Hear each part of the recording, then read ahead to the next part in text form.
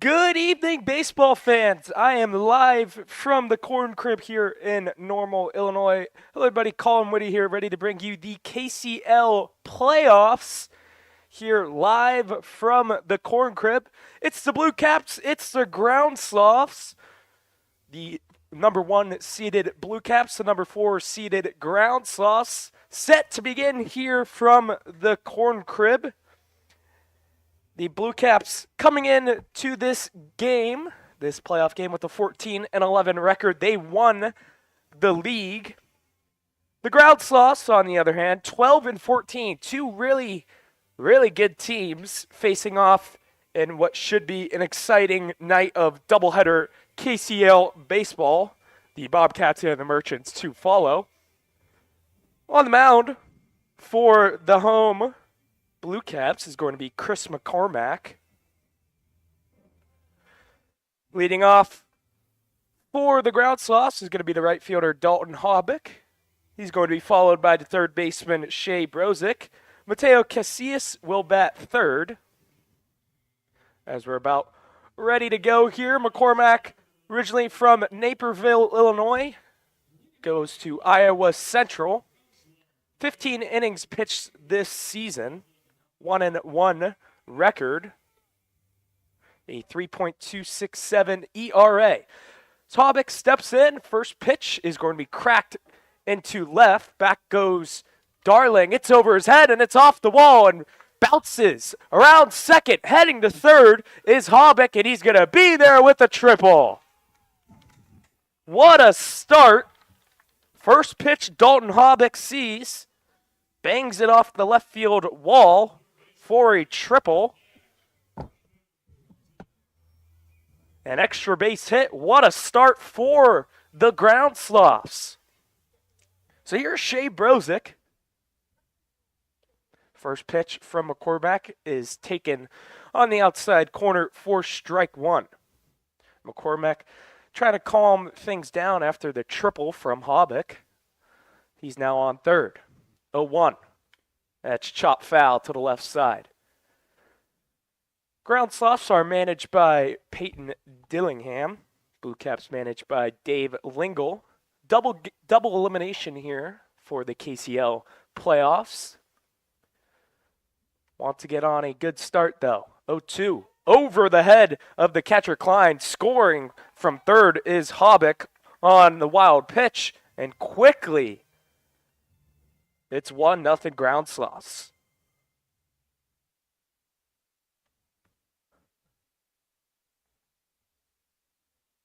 So after the triple by Hobbick, he now scores of the wild pitch from McCormack.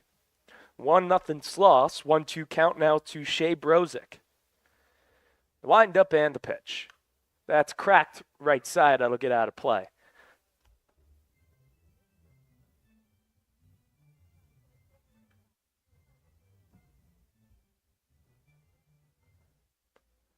Brozick batting .421 on the season as the 1-2's inside. 2 balls, 2 strikes. Over 1,000 OPS. 5 doubles on the season, 17 RBIs. The 2-2. That's cracked into center. Back a few steps is Hendren. It's over his head, and that's going to go all the way to the wall and up and over the wall. It's going to be a ground rule double.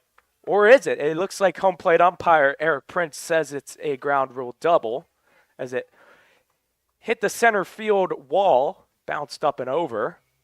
So back-to-back hits for the Ground Sloths, a triple and a double, and away we go.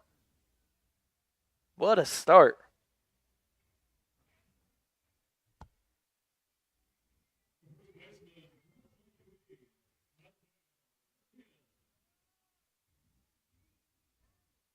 So here's Mateo Casillas. Unbelievable stats this season. .417 average, over 1,000 OPS, 25 hits on the season, 1 home run, 15 RBIs, and a runner in scoring position. That's Brozick. First pitch to Casillas is outside for ball 1.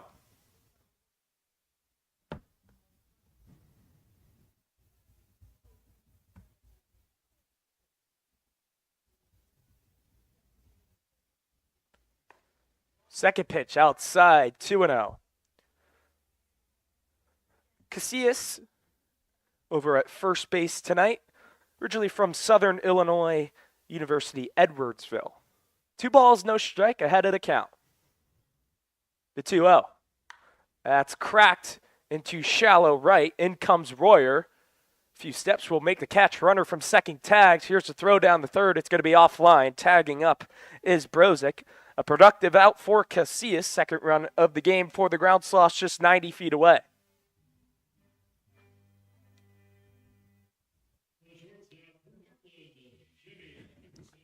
So here's Jimmy Anderson. Anderson leading the league in home runs with 3. Runner on third, 1 out, 1-0 Sloth's lead. First pitch is way up and in. 4-1. Two teams that are pretty evenly matched throughout the standings. Ground Sloths ended the season just 2.5 back. Second pitch is outside. Blue Caps actually finished with a -13 run differential, and the Ground Sloths were +15. Ground Sloths also on a 3-game winning streak. 2-0. That's cracked into shallow right. In comes Royer. He will make the catch. Runner from third tags. Here comes the throw home. It's going to be late. A sac fly from Anderson. It's quickly 2-0 Ground Sloths here in the top of the first. So a productive out. Some small ball from Peyton Dillingham's crew. Quickly 2-0. So here's Will Applegate. Bases empty, 2 gone. First pitch from McCormack is outside. 4-1. Set the defense for the Blue Caps. Cal Darling in left. Hendren in center. Royer in right. This is a 1-0. It's cracked back foul. Ball and a strike. Shuey and Blanchette are at the corners. Wolf and Weller, middle infield. Behind the dish is Cannon Klein. And Chris McCormack is on the mound, like I said. 1-1. Just a bit outside. 2-1. Applegate, 279 batting average. 659 OPS. 12 hits on the season, 9 RBIs. 2-1, just a bit outside. 3-1. Bases empty here, top of the first. Ground Sloths leading the Blue Caps 2-0. 3-1 count to Will Applegate. The pitch swung on and missed, strike 2 on the changeup. And the count runs full. The Ground Sloths second baseman.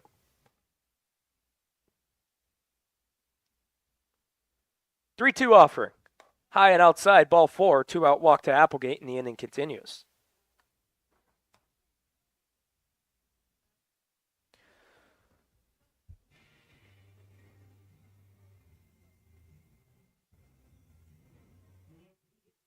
So here's Carter Selk. He steps in, hitting 2 home runs on the season, 11 RBIs, 288 average. He's got some pop in his bat. First pitch is way outside, 4-1. Arm already warming up in the Blue Caps bullpen. It is the playoffs, so both managers are going to try and win. They will use all the arms in the world. Throw over. Back safely is Applegate. Selk out of Quincy University. Appeared there this past spring. 1-0. Applegate runs. Pitches high for a ball. Throw down. Goes into center field. Applegate around second. He's going to head the third, and he's going to be there without a throw. A throwing error from the catcher, Cannon Klein. The third run of the game is just 90 feet away. So an E2 on the catcher Klein. Applegate all the way to third. 2-0 count now to Carter Selk. The 2-0.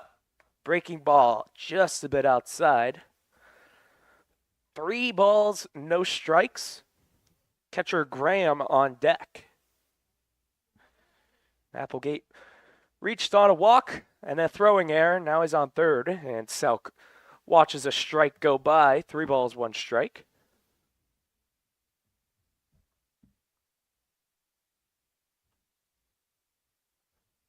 Three one swung on and missed. 3-2.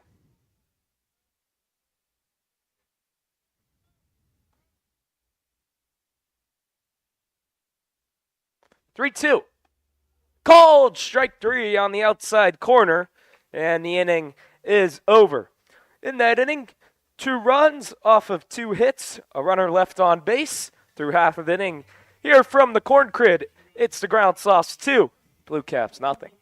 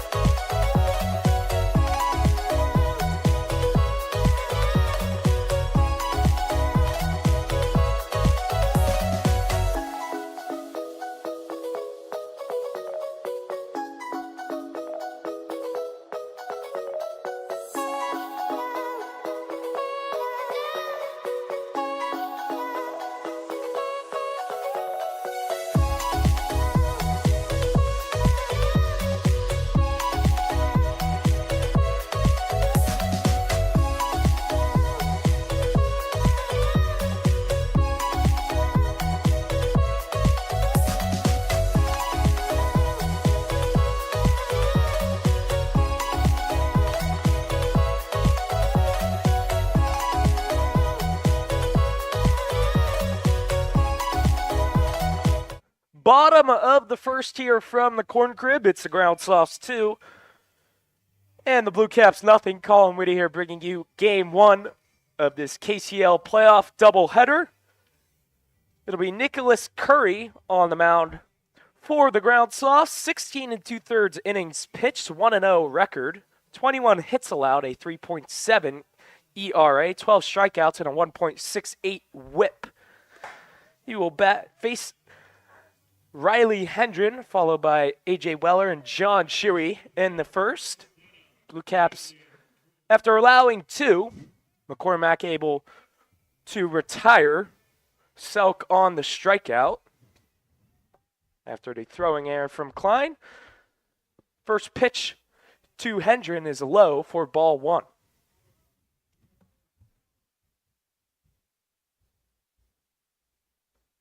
Second pitch outside, 2-0.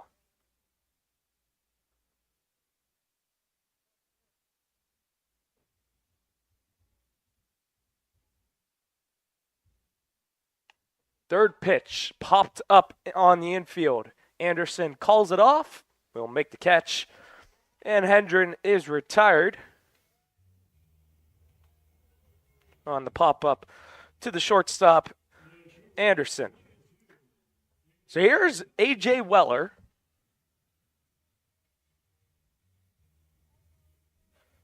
Weller coming in, batting .375, left-handed hitter. First pitch is outside for ball 1. 811 OPS. On base percentage at .393. Second pitch is low, 2-0. 9 RBIs on the season for Weller through 21 at-bats. 2-0. That's cracked to the left side. Foul. 2 balls, 1 strike.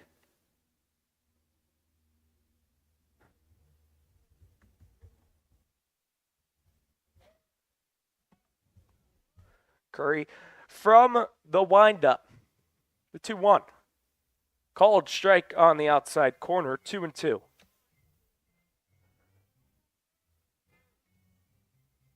Curry working quickly on the mound. The 2-2. Fouled back, just getting a piece of it was Weller. Set the defense for the ground sloth. Selk in left, Krancer in center, Hobbick in right. The corners, Brozick and Casillas. Applegate and Anderson fill out the middle infield. Charlie Graham does the catching duties tonight. 2-2. Bit high. 3 balls, 2 strikes.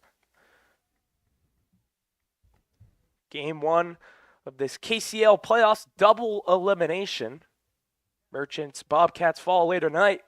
3-2 pitches outside, ball 4. 1-out walk here issued by Curry. And a man is on for the Blue Caps here in the bottom of the first.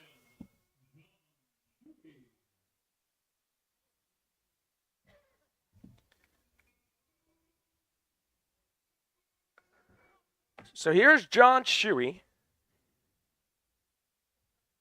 It's been excellent thus far. 355 batting average. First pitch to Shuey. Just a bit outside.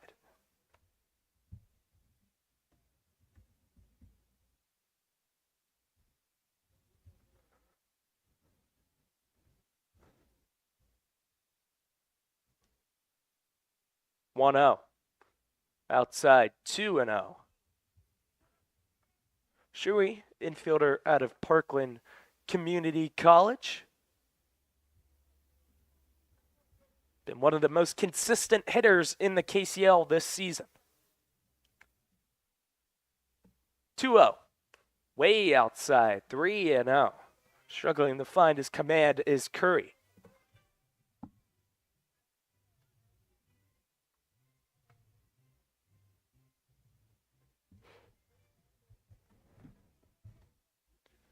Three balls, no strikes.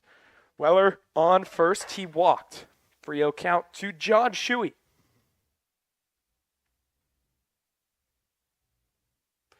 Automatic strike right down the middle, 3-1.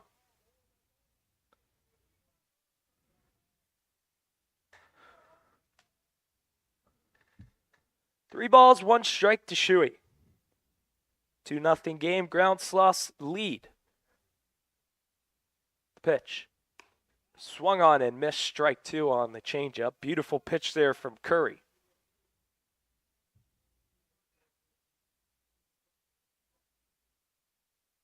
Gotta wonder if Weller will be off on the pitch. 3 balls, 2 strikes. Big pitch upcoming in the bottom of the first. Blue Caps down a pair. 3-2, runner does not go. Pitch is popped up in foul territory. Goes Casillas. Will overrun it, and it drops foul. We'll do it again at 3 balls and 2 strikes.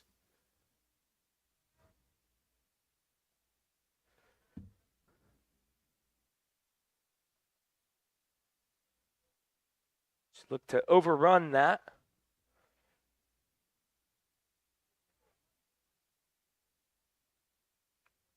Three balls, 2 strikes.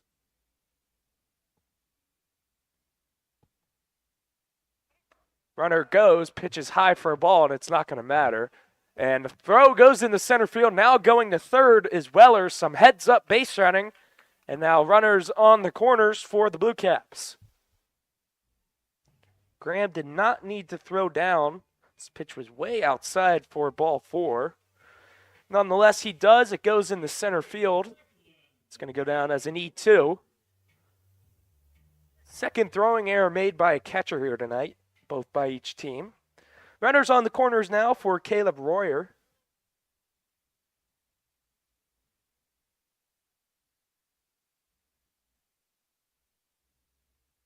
First pitch is outside for ball 1. Struggling to find the zone here is Curry.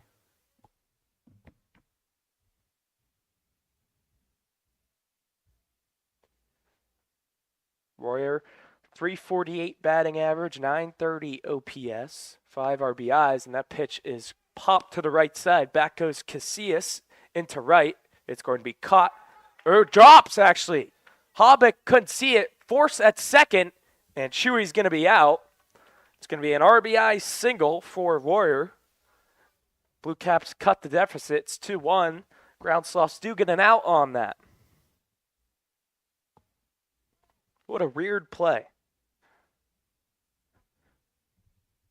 It's going to go down as a fielder's choice, actually.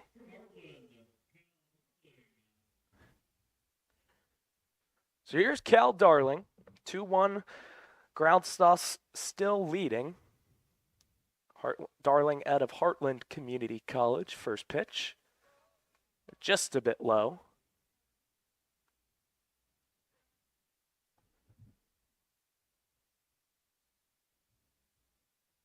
Beautiful night for baseball here in Normal, Illinois.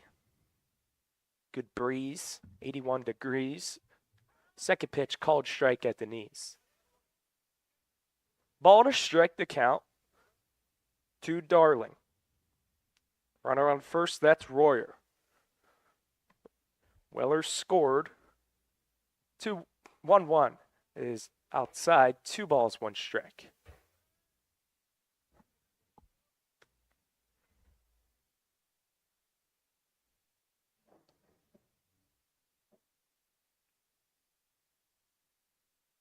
Curry, the 2-1. Check swing foul into the Blue Caps dugout. 2 balls, 2 strikes, 2 out, 1 on. 2-1 game here in the bottom of the first.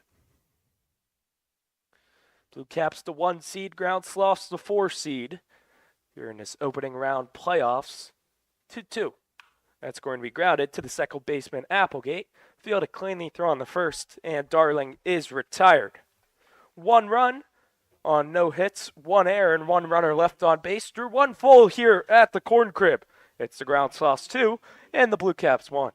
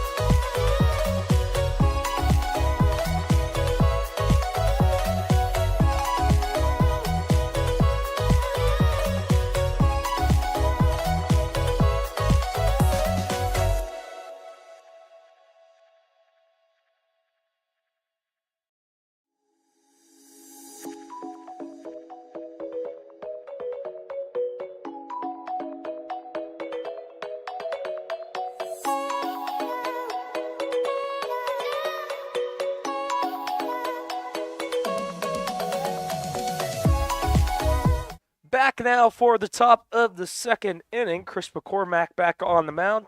Charlie Graham to lead things off for the Ground Sauce. They lead 2-1. Pitches a called strike on the inside corner. 2-1 Ground Sauce lead. 0-1 to Graham is going to be grounded to left side foul. 0-2.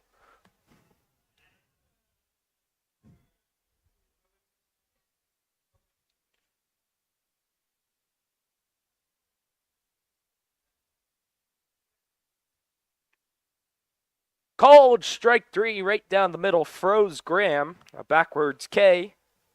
Second strikeout of the game for McCormack. 1 gone here in the top of the second. So here's Luke Landris heading to Illinois next season. First pitch, called strike on the inside corner.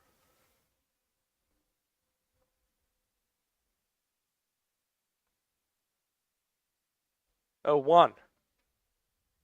Just a bit low, a ball and a strike. Landris, 243 average this season, 606 OPS, 8 RBIs on the season. 39 plate appearances. 1-1, chop foul. 1 ball, 2 strikes. Blue Caps finishing the season atop of the KCL, 14-11. 1-2. That's going to be a little poke out to left. Over is Hendren. To his right, he will make the catch. Good range from Hendren in center. 2 gone here in the top of the first. Top of the second, excuse me.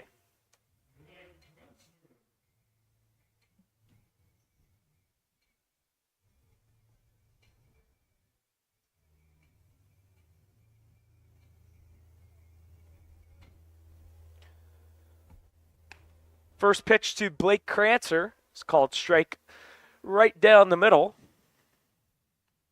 Krancer 210 average on the season. Second pitch is bounced, a ball and a strike. 210 batting average, 612 OPS, 12 RBIs on the season for Krancer. 1-1 is chopped to the left side. It'll go just foul.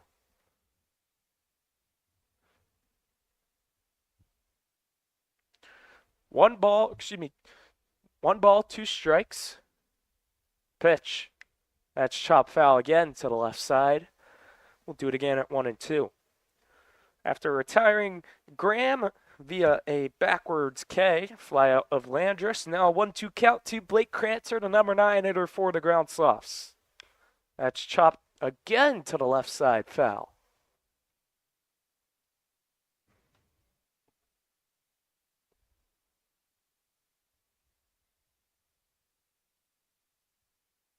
One, two. On the hands, fouled to the right side.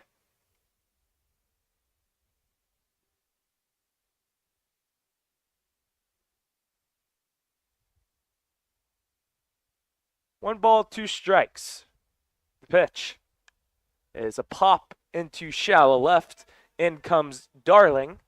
To his left, he will make the catch. And the inning is over. Much quicker and efficient inning for McCormack. A 1-2-3 top of the second. We head to the bottom of the second. Still the Ground Softs 2, Blue Caps 1.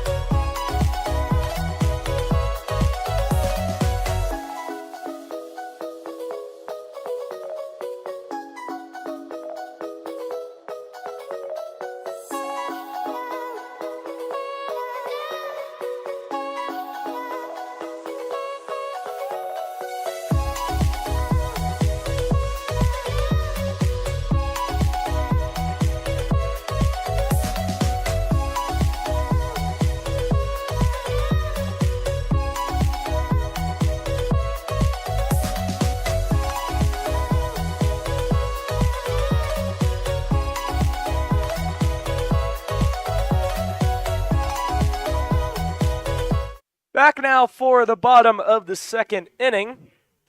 The Ground Softs leading the Blue Caps by a score of 2-1. Colin Whitty here bringing you the action. It'll be 6, 7, and 8 due up. Trey Blanchette to lead things off. First pitch he sees is the ball outside.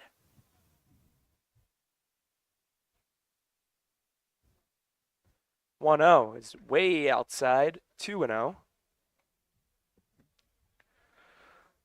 Blanchette, 311 average, 837 OPS. 3 RBIs on the season, one of them a home run. Out of Kankakee Community College, 51 plate appearances. 2-0, way high and tight. 3-0.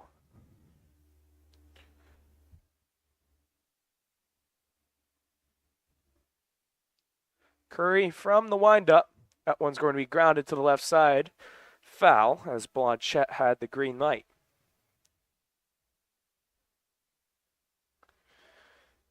Curry an efficient first inning. 2 walks, no hits allowed. 1 run on an error. 3-1. And it got a piece of Blanchette. Leadoff man is on to begin things here in the bottom of the second. As Graham seems to be arguing that, but it did get a piece of Blanchette, whether he moved into it or not. It did get a piece of his back elbow, it looked like. So here's Hunter Brewer. Steps in with the man on. Blue Caps down a run in the bottom of the second. First pitch to Brewer is going to be cracked in the right. Hobbick in will make the catch. And drops it, but on the transfer, says Jacob Fisher in the field ump. 1 pitch, 1 out to Brewer.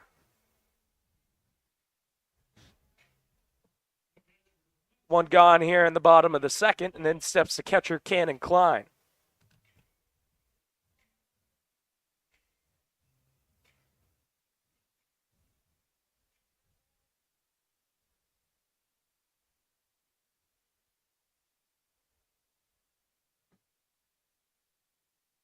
First pitch to Klein in tight, 1-0.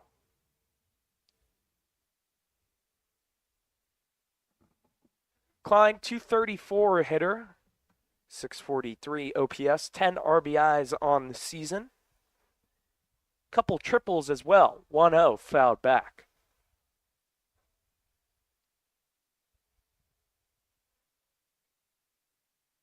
A ball and a strike. Blanchette reached after a hit by pitch on the 3-1 count. 1 ball, 1 strike, 1 out, 1 on. Bottom of the second. Blue Caps down a run. Curry from the stretch. The 1-1. Outside, 2-1.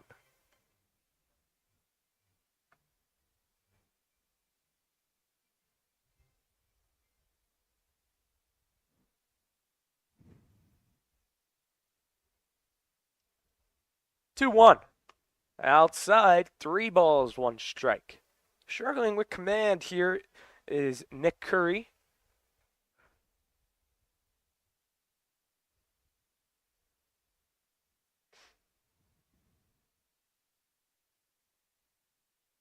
Runner goes. Pitch is grounded to the shortstop. Only play to first, and it is made. Klein is retired. On the second goes Blanchette.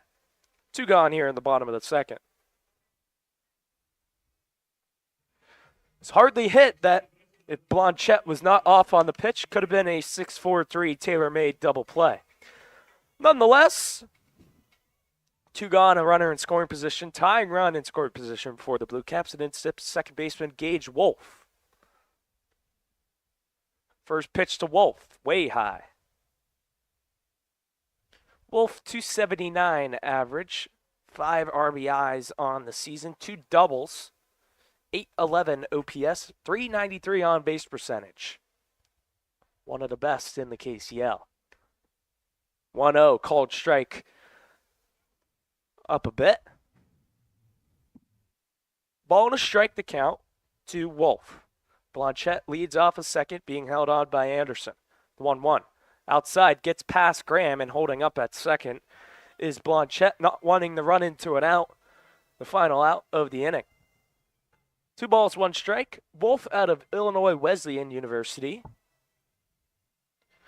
Over at second base tonight for the Blue Caps. 2 balls, 1 strike, 2 out. Bottom second, 2-1 Groundsloss lead. 2-1, it's grounded to the right side and foul. We go to 2-2 now.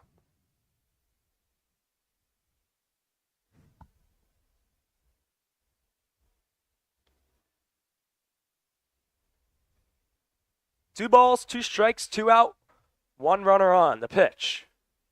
Just a bit high, says home plate umpire Eric Prince.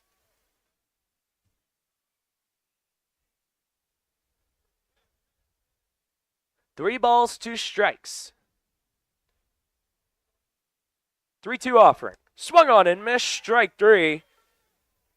And the inning is over. After the leadoff man gets on, he is stranded at second.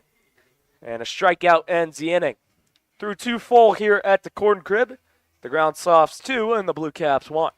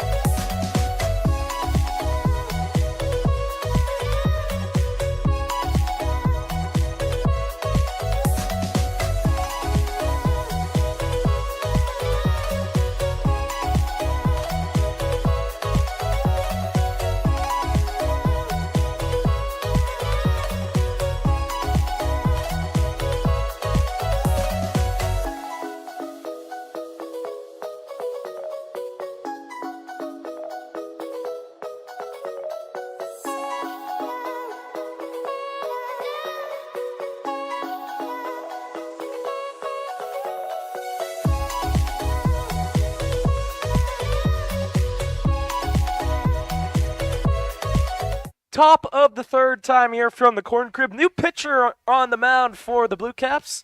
Big right-hander, number 29, Jackson McDonald. 9th appearance on the season, 12 2/3 innings pitched.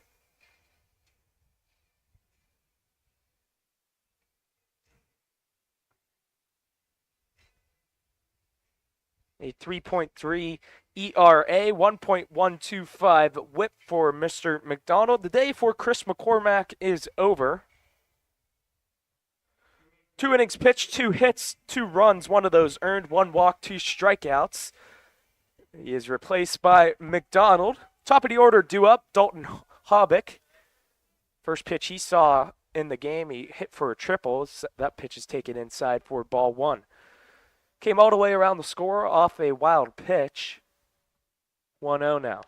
That's a little poke to the right side, foul and out of play. First pitch of the game, Hobbick saw a triple deep off the Xfinity sign in left. Off the wall and over the head of Cal Darling. 1 ball, 1 strike. McDonald works from the windup and the pitch. That's fouled back, 1-2.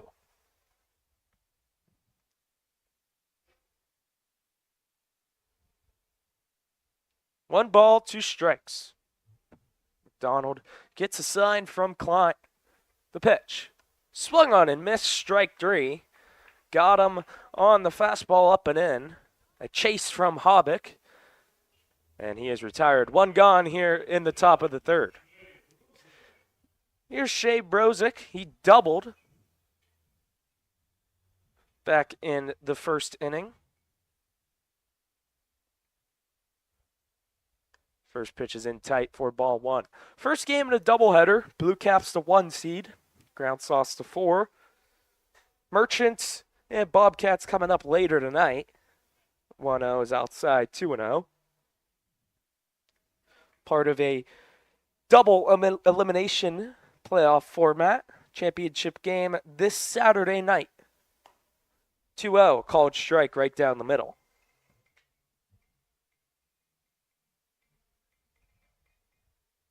Two balls, 1 strike. And the pitch. That's a bit low.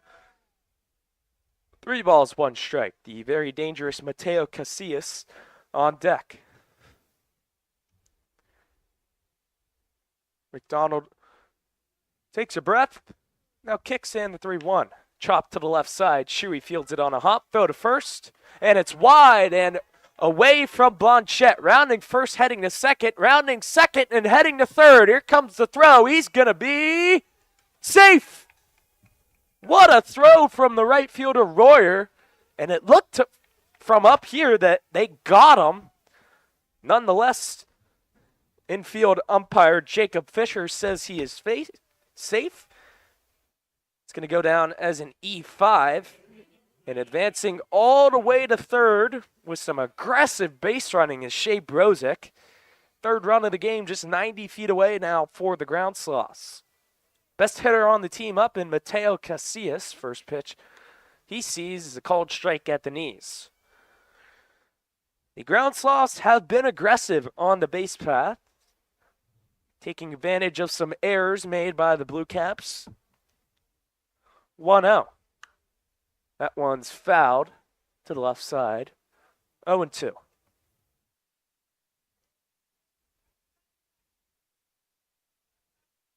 Whether it was Hobbick going to third and a close play there, being called safe, scoring the next pitch on a wild pitch, or Brozick, ground sloths have been aggressive thus far. 0-2. Swung on and missed, strike three. Big strikeout for McDonald. 2 gone here in the top of the third. So a big out number 2. And in steps the shortstop, Jimmy Anderson. Sacrifice fly to the right field Royer back in the first. An RBI driven in. First pitch is outside for ball 1.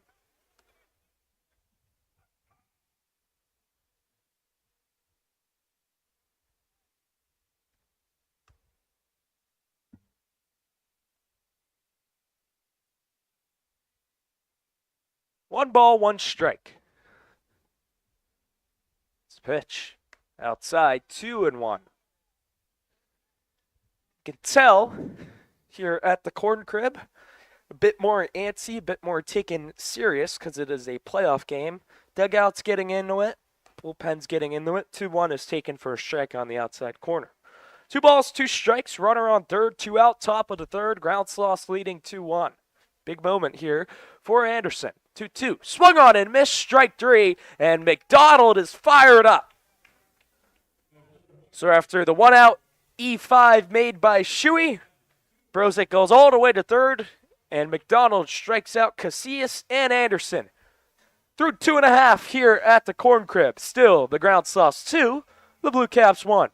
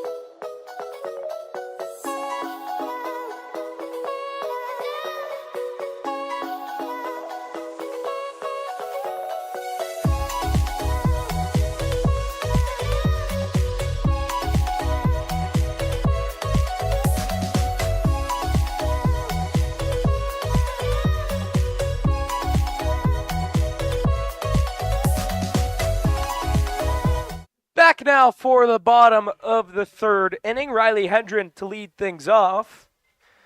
It seemed like a very passionate speech from manager Dave Lingle in the Blue Caps dugout. After that inning, McDonald able to get out of it. Got some cheers as a called strike to Hendren. Cheers and some fired up Blue Caps in the dugout. 0-1 off the end of the bat to the right side. Back goes Applegate into shallow right. He'll make the running catch. And Hendren is retired. 1 away here in the bottom of the third.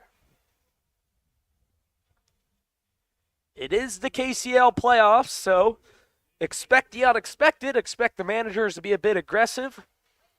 Expect some more high-tension baseball. So in steps A.J. Weller. Called strike on the outside corner. Curry back on for his third inning of work. Allowed a run. No hits so far by the Blue Caps. 1-0. Did he offer? No, he did not, says first base umpire Jacob Fisher. 2-0. Curry from the windup, 2-0. And that hit him, got a piece of Weller, got a piece of his ankle. He'll take the bruise and he'll take the bag. A one-out base runner in the bottom of the third. Second hit batter of the game, courtesy of Curry.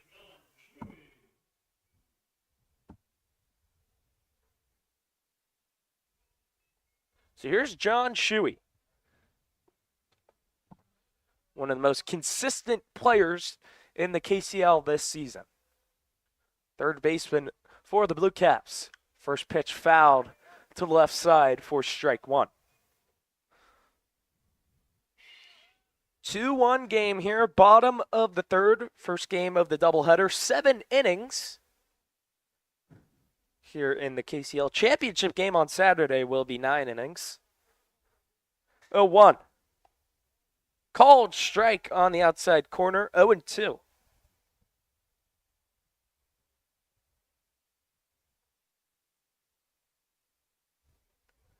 No balls, 2 strikes, runner on first. That's Weller being held on by Casillas. The 0-2, runner goes, pitches outside for a ball. Throw down, he is out.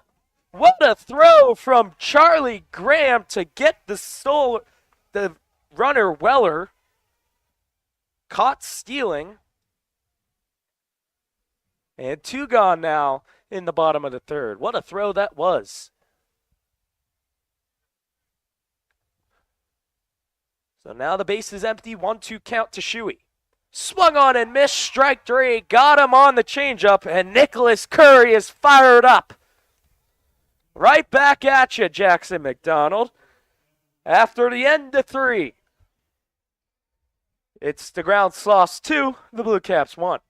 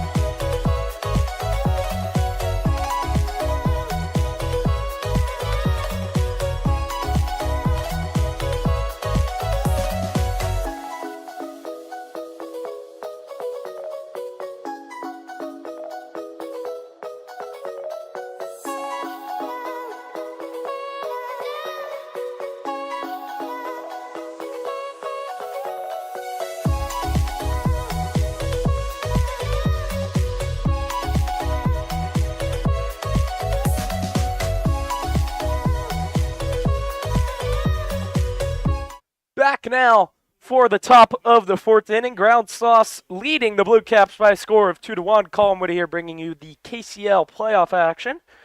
Will Applegate to lead things off. Jackson McDonald in for his second inning of work. First pitch to Applegate, way outside for ball 1.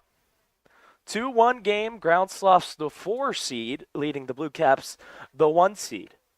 Just a team separated by 2 wins in the regular season. Face off in the first round of the playoffs. 1-0 is in tight. Blue Caps 14-11 record. Ground Sloths 12-14. Like I said earlier, though, Ground Sloths plus 15 run differential as the 2-0 is taken for a strike. Blue Caps a minus 13 run differential. Ground Sloths plus 15. Interesting. 2-1. Outside, 3-1. Applegate walked back in the first.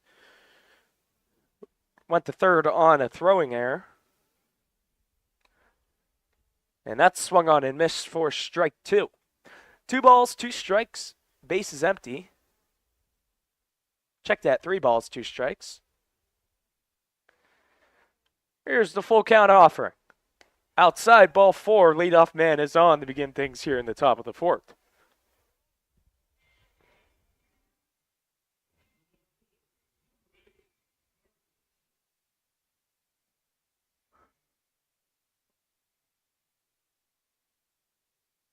So here's Carter Selk.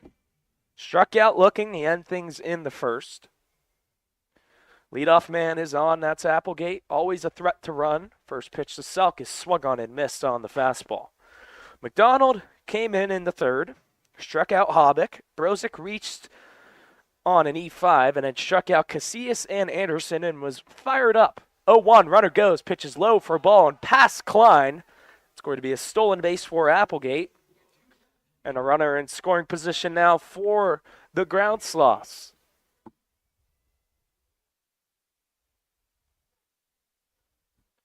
A ball to strike. Pitch. Outside, 2-1.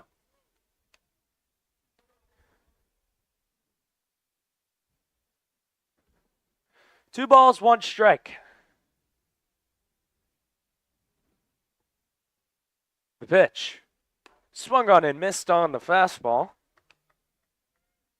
2 balls, 2 strikes. Runner on second. Nobody out here in the top of the 4th. Ground Sloths leading by a run. Anderson from the stretch. The 2-2. Just a bit outside, and the count runs full. 3 balls, 2 strikes. Big pitch upcoming to Carter Selk. 0 for 1 on the day. 3-2. Low, ball 4. Back-to-back walks. First 2 men are on here in the top of the 4th.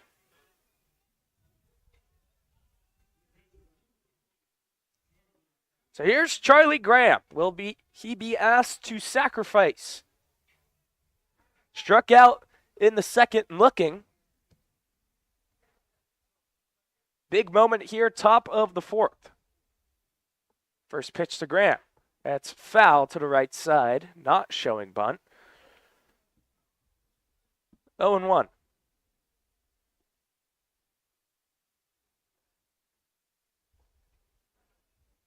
Two on, nobody out, top of the 4th.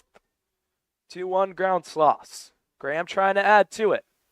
Way inside, a ball and a strike.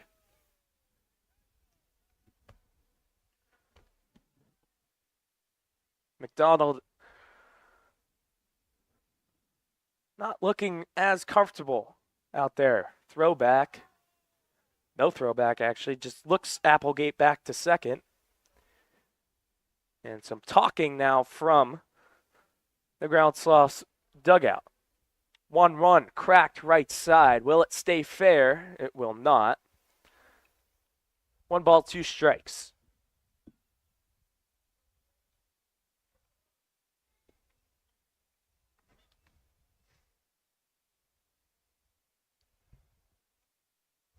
One ball, 2 strikes, 2 on, nobody out.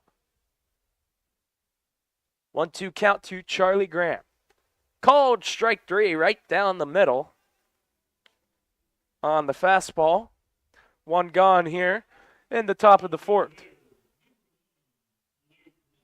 So here's the designated hitter, Luke Landris. He flew out to the center fielder, Hendren, back in the second. Still 2 on, 1 out. First pitch for McDonald. He's grounded back up the middle. Diving stop by Wolf. He'll step on the bag and throw to first. Double play.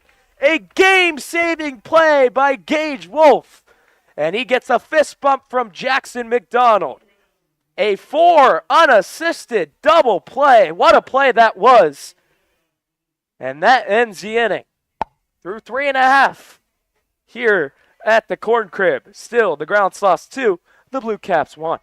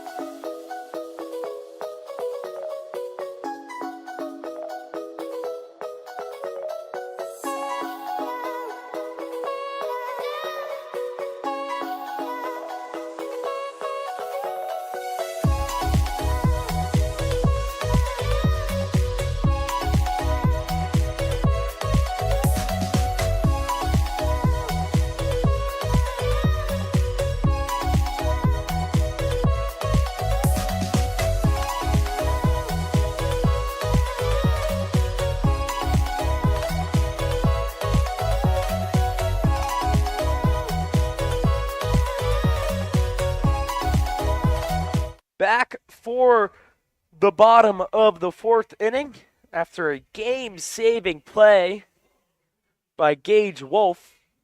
A 4-3 double play, stepping on the bag at second after the first two men reached. A game-saving play. Blue Caps still looking for their first hit of the ball game. Caleb Royer steps in. Nick Curry back on the mound for his fourth inning of work. First pitch is going to be grounded to the right side. Casillas fields it and will step on the bag. One pitch, one out begins things here in the bottom of the fourth.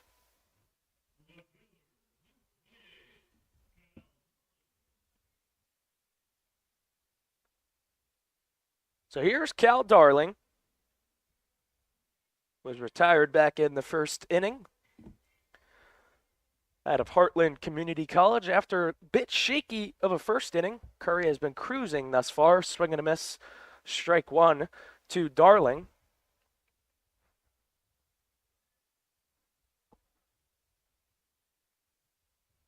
Here's the 0-1. Called strike outside corner. 0-2. Curry has been excellent so far. The 0-2 count to Darling. Just a bit high. 1-2.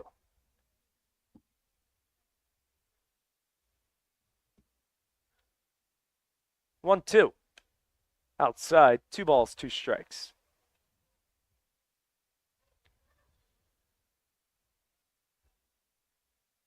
Two arms warming up in the Blue Caps bullpen as that pitch is way up and in. 3 balls, 2 strikes. A righty and a lefty, it looks like. McDonald went 2. Worked himself out of trouble. Is not allowed a hit just yet. Struck out 4. 3-2. Fouled back. Do it again at 3 balls, 2 strikes.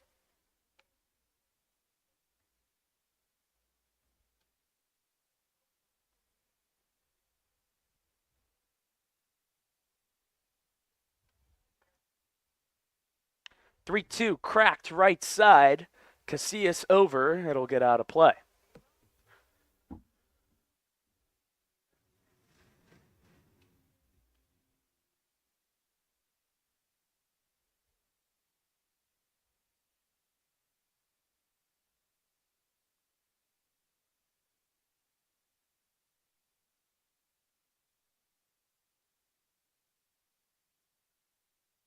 Three-two.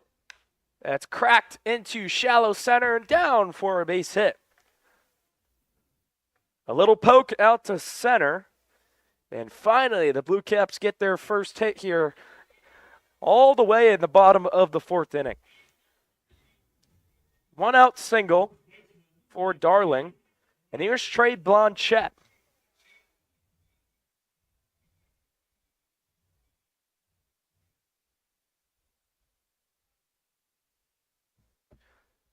First pitch to Blanchette inside, called a ball. So the first hit of the ball game for the Blue Caps comes all the way in the bottom of the fourth with 1 out. 1-0. That's grounded to left side through for a base hit. So after not getting a hit for 3 1/3 innings, back-to-back singles here in the bottom of the fourth. Darling advances to second. 2 on, still only 1 out. And here's Hunter Brewer.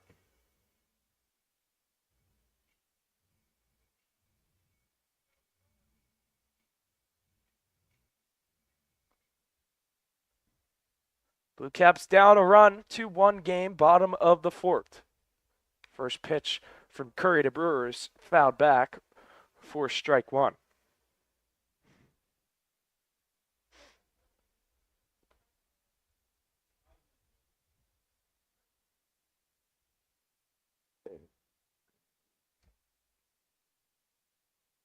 Oh, 1 count. Here's the pitch. Breaking ball, called strike on the inside corner, 0-2. No one warming up in the ground sloths bullpen. A guy is stretching on his back. 0-2 is bounced. 1 ball, 2 strikes.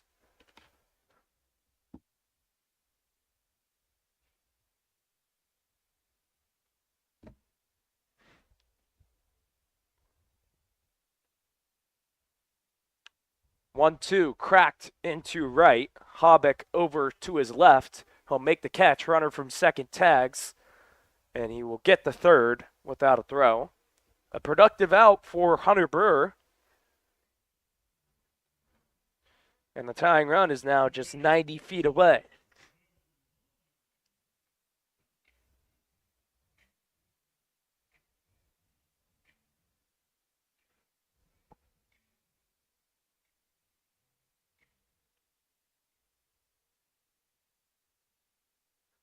Here's Cannon Klein putting a big spot. As the stretching has turned to soft toss in the ground sloss bullpen, and that one's cracked in the left center. Will it get down? Crancer, diving catch. What a play! Unbelievable! So after Gage Wolf makes a diving spot, Blake Crancer says, take that. What a play. Saves one, maybe two runs, and the ground sloths still lead 2-1. What a play. After the end of 4, it's the ground sloths 2 and the Blue Caps 1.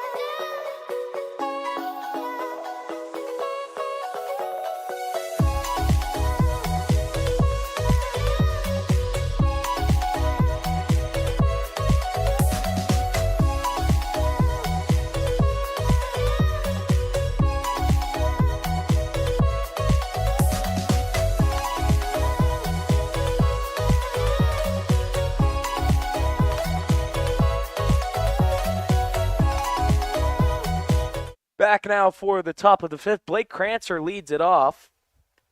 First pitch to him is outside for ball 1. Crancer just made that diving catch out in left center, saving 1, maybe 2 runs. What a play that was.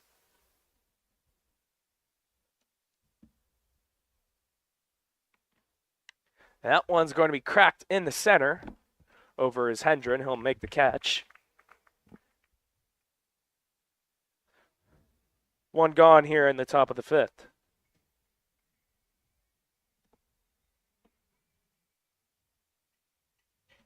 So here's Dalton Hobbick as the lineup card turns over. 3rd time batting.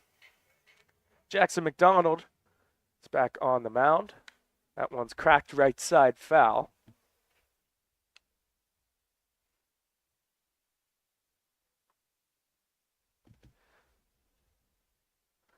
Oh, 1. Bit low. Ball and a strike.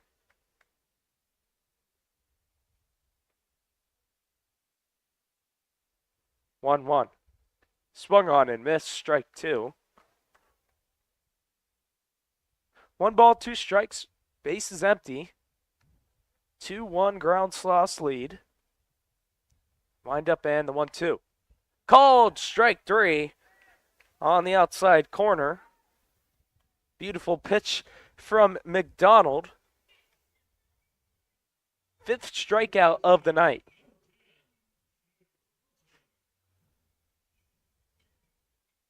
Here's Shea Brozick.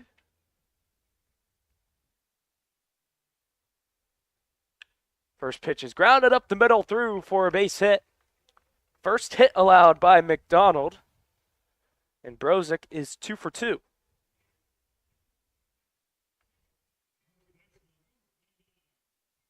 And here comes the red-hot Mateo Casillas, 0 for 2 on the night, a strikeout and a flyout. Did not want to face him here with the man on and 2 out in the top of the 5th.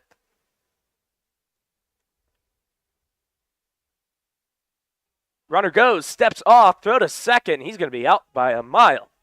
What kind of base running was that? I do not know. 4.5 played here from the Corn Crib. Still, the Ground Sloths 2, Blue Caps 1.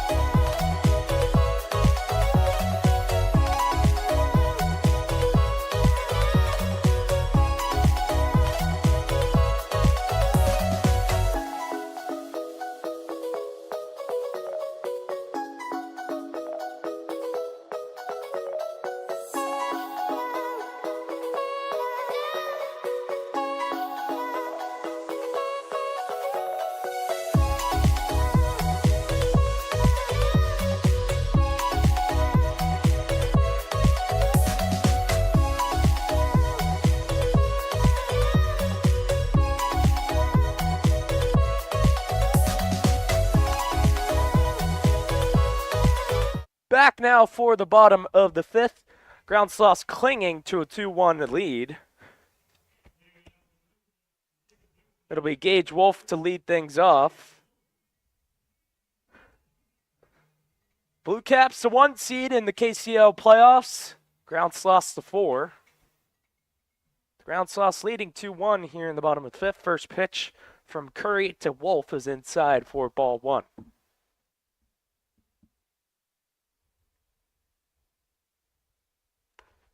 1-0, high. 2 balls, no strikes.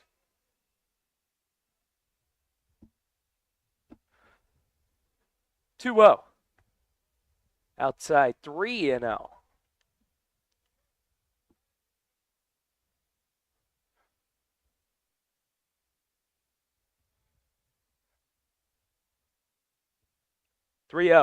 Bounce, ball 4.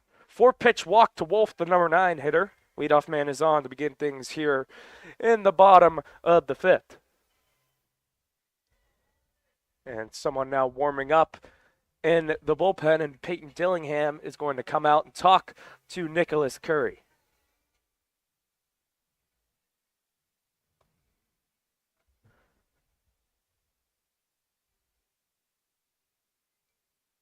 The infield converges, possibly to just give that new pitcher some time.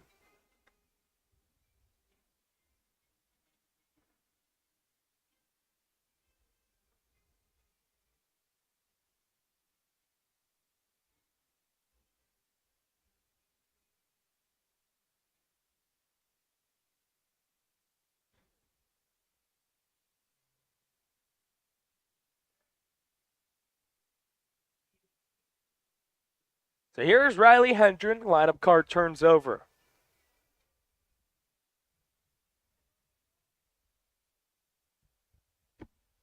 Shows bunt and bunts it.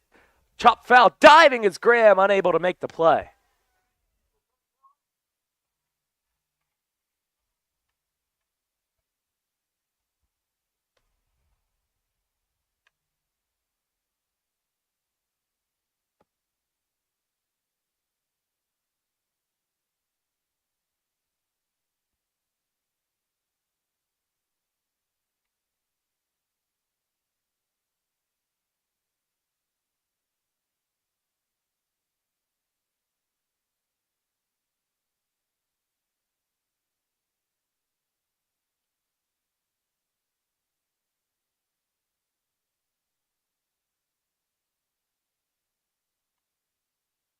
A 1 high and inside.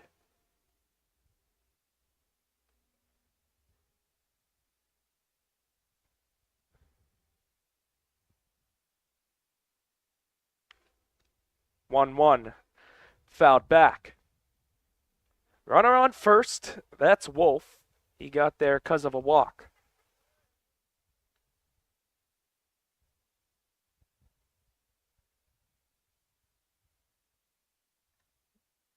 One ball, two strikes. That's fouled back. Remain at 1-2.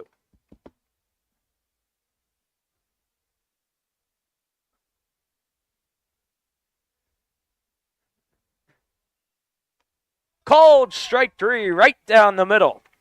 And Hendren is caught looking. One gone here in the bottom of the fifth.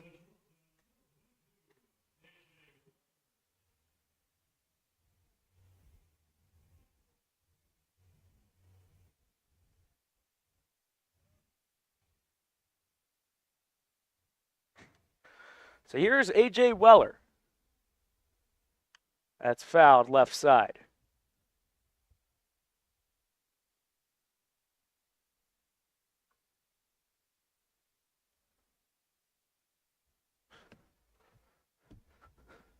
Weller hit by a pitch and a walk. Second pitch is high, a ball and a strike.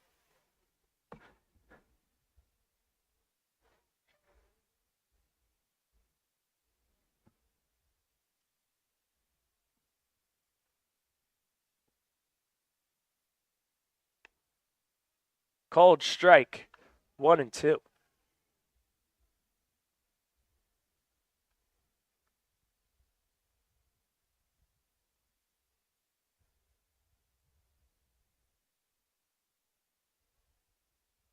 One-two, cracked center. Back a few steps, Krancer under it, makes the catch.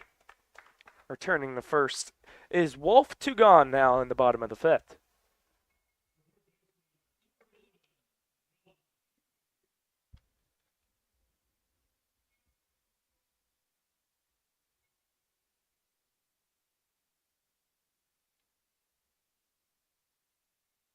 So here's John Shuey.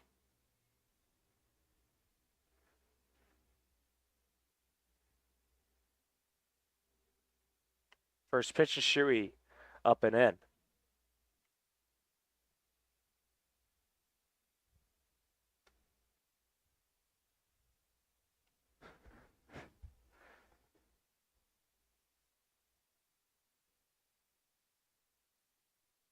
One zero. Bit low.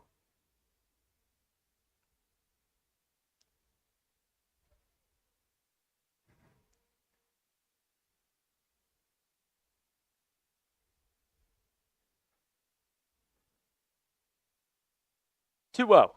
Way outside.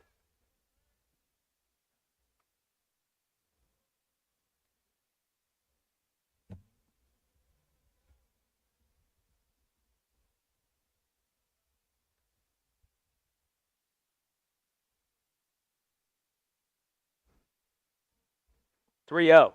Gets the green light, fouls it back.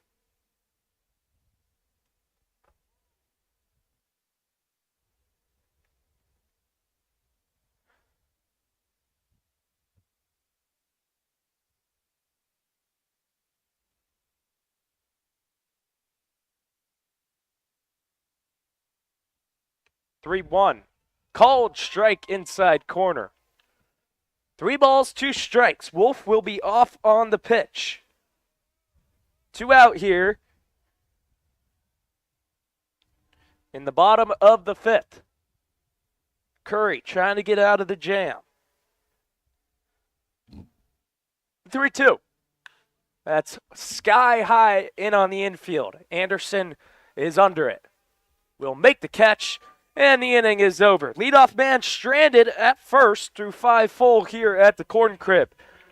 The Ground Sloths 2, and the Blue Caps 1.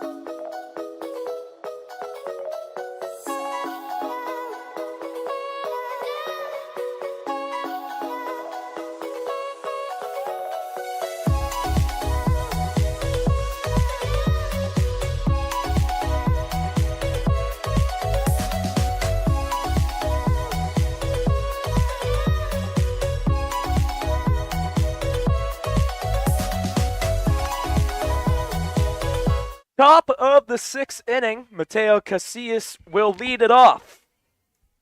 Ground Sloths leading 2-1. All 3 total runs scored in the first inning. Some pitchers getting out of some big-time jams. McDonald back on the mound for his 4th inning of work. Casillas, a left-handed batter, takes strike 1 on the outside corner.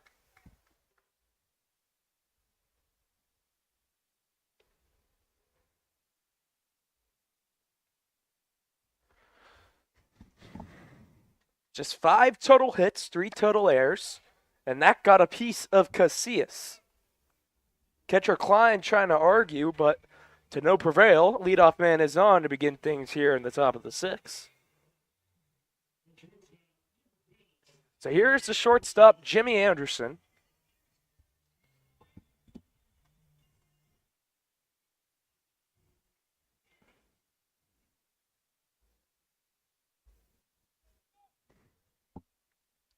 First pitch to Anderson, swung on and missed, strike 1.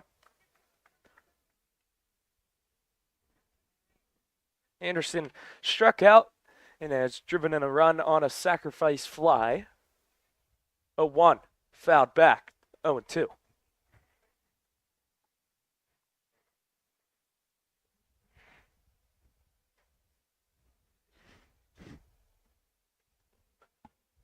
Runner on first, that's Casillas. 0-2. Called strike 3 on the outside corner. Anderson is retired. 1 gone here in the top of the 6th. Backwards looking K. 6th strikeout of the night for McDonald.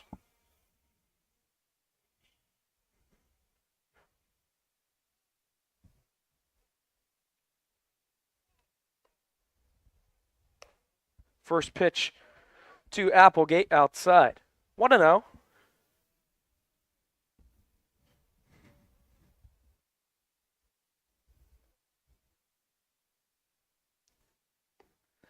Two and out.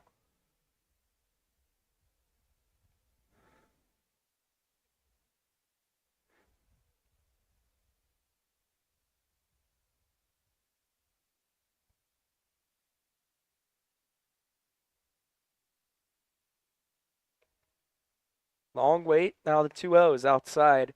3-0.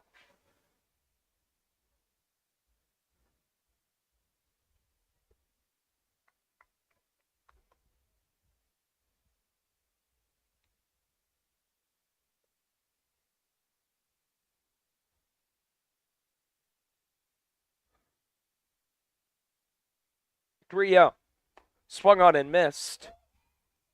3-1.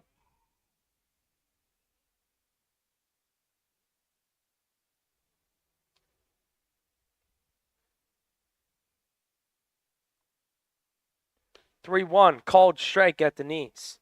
3 balls, 2 strikes to count on Applegate. 2 walks tonight for Applegate. 3rd at bat, 2nd against McDonald. Casillas off first. The 3-2. That's a little get out of play to the left side.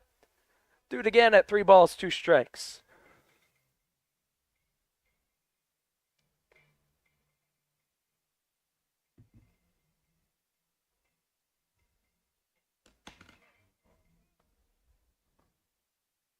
Three balls, 2 strikes. Throw over, Casillas back easily.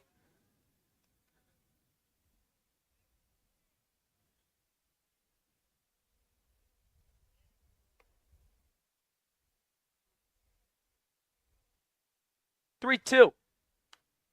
Fouled back.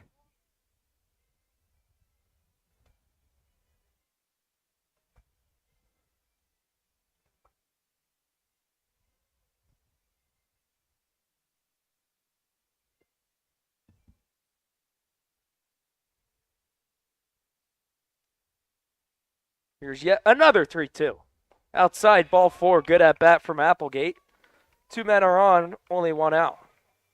And it looks like Dave Lingle is going to go talk to his young pitcher.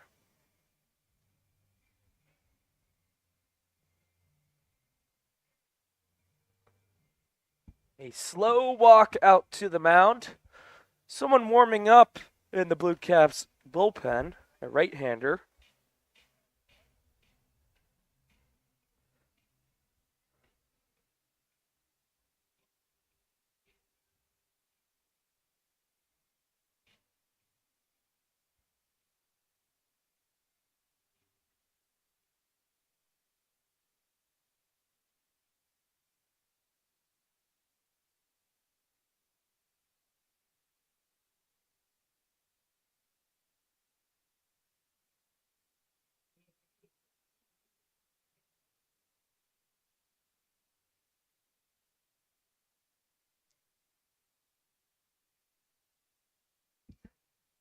Carter Selk steps in. 0 for 1 on the day, a walk and a strikeout. 2 on, 1 out, top 6. McDonald left in there by manager Dave Lingle. 2-1 ground sloss lead. First pitch to Selk outside for ball 1.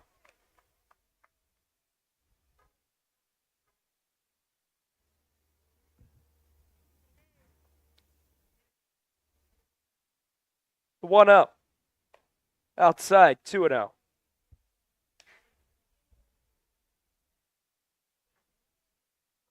Two on, 1 out, 2-1 game. McDonald trying to work out of trouble. Here's 2-0. Called strike on the outside corner. 2 balls, 1 strike. Middle infield at double play depth. Shaded to the right for the left-handed hitting. Carter Selk. 2-1. Outside, 3-1. Now to think this might be McDonald's last batter. Already a walk in this inning. Now the 3-1. Just a bit low, ball 4. Second walk in the inning issued by McDonald, and it looks like that is going to be it. Bases juiced. It looks like a new pitcher will be coming in. Unless this is just a mound visit, it looks like there will be a new pitcher. Indeed, it will. Pitching change here. New pitcher coming on for the Blue Caps here in the top of the 6th.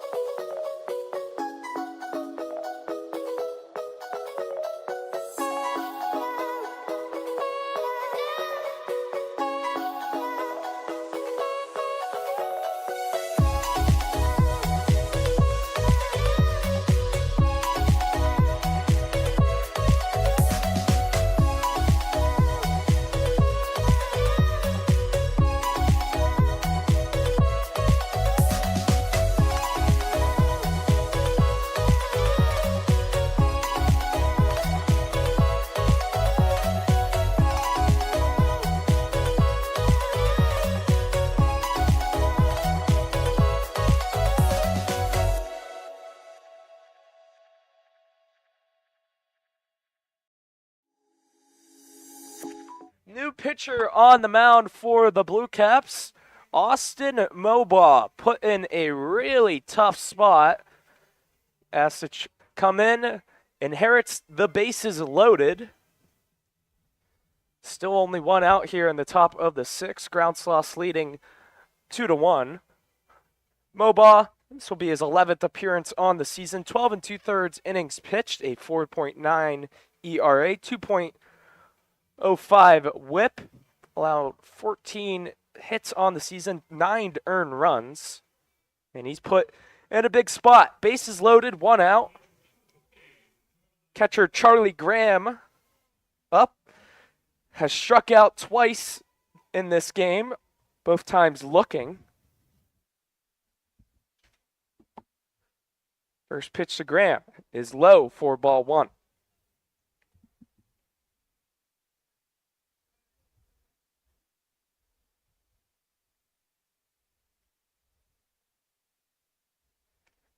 And it gets by Klein, and coming home, the score is Casillas.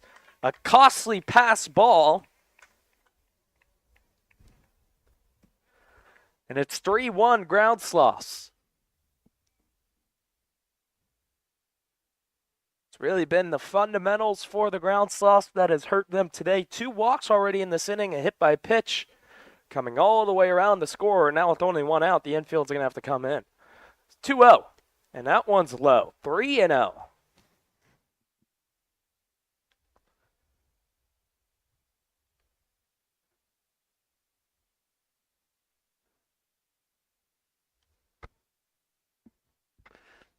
Three zero.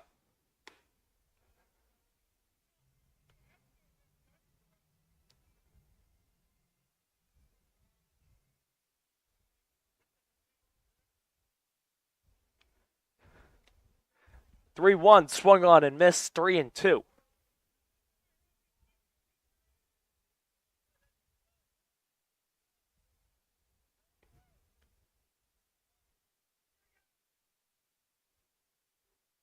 Three two, cracked in the center, down for a base hit. 1 runner scores. 2nd runner being waved home. Here comes the throw. He's gonna be out.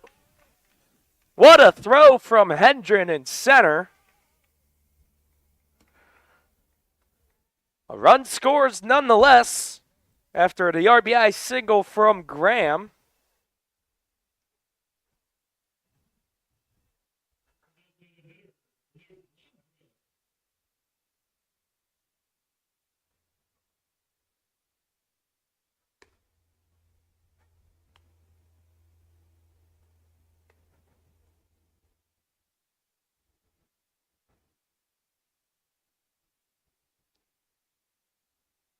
One and one the count to Landrus.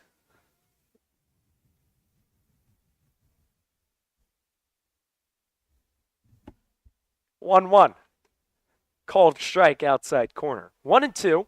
4-1 ball game. 2 runs, 2 insurance runs for the ground sloths in this inning. To the RBI single from Graham, and that one swung on and missed in the dirt. Klein tags him to complete decay. 2 runs in that inning after Mobaugh comes in with the bases loaded, inherits the bases loaded. 2 runs driven across by the ground sloths.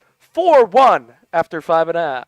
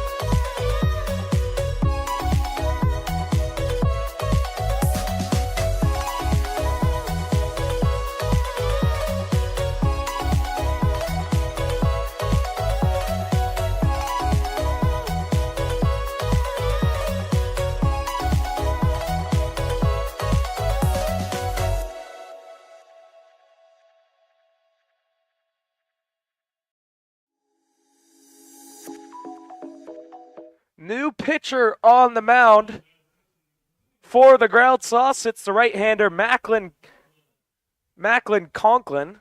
17 in the third innings pitched. 7th appearance of the season.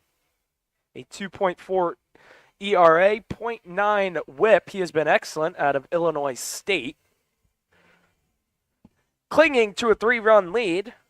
4, 5, and 6 due up for the Blue Caps, needing a rally here in round 1 of the playoffs. Double elimination, so they will not get eliminated today. But it will hurt their playoff hopes if they don't come back to win this. They are the 1 seed.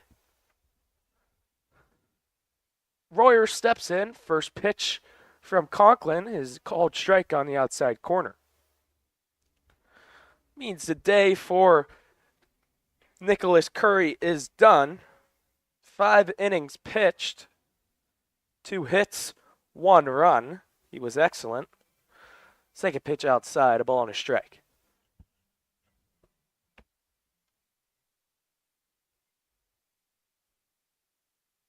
Three strikeouts for Curry.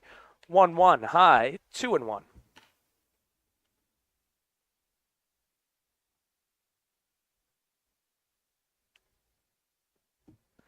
Two balls, 1 strike. The pitch. Inside, 3-1.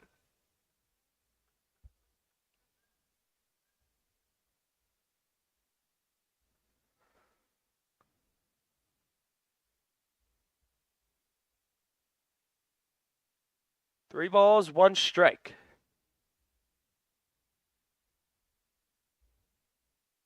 That's fouled off the catcher, Graham. Count runs full.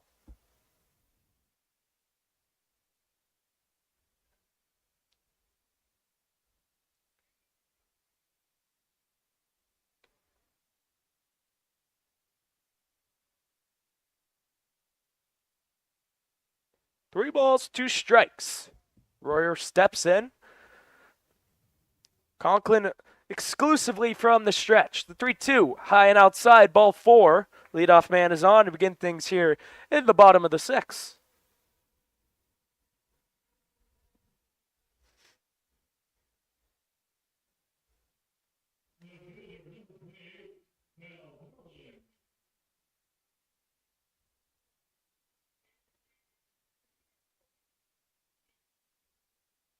So here's Cal Darling after the walk from Royer. He's now on first. Nobody out, bottom 6. Blue Caps down 3. First pitch inside for ball 1.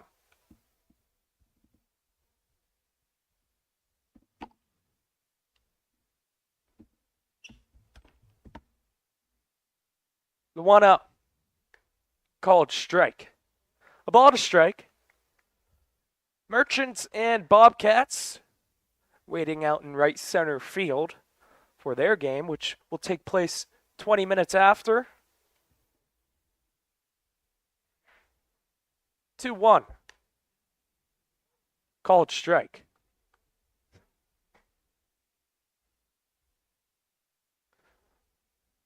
Ball and 2 strikes to count on Darling. Royer off of first. From the stretch and the pitch. Slips. And a bit high on that curveball. 2-2.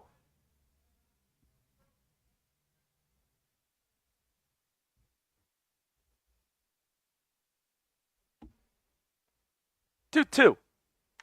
That's grounded right side, just foul.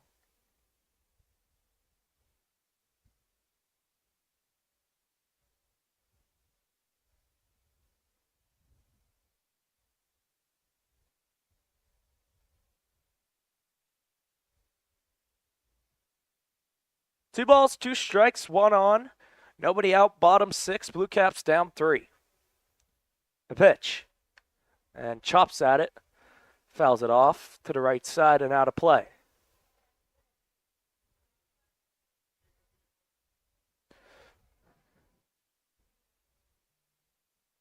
Sun coming down here in Normal, Illinois. Beautiful night, pretty windy. 2-2. Chopped right side. Tough play, And an infield single for Darling. And the tying run is going to come to the plate.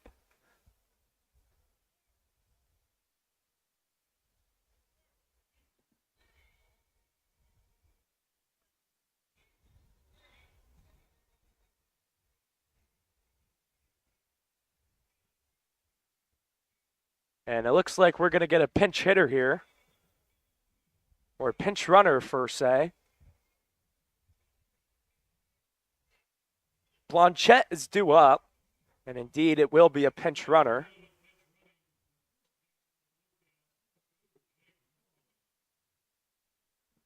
Jake Morrill will pinch run for the Blue Caps.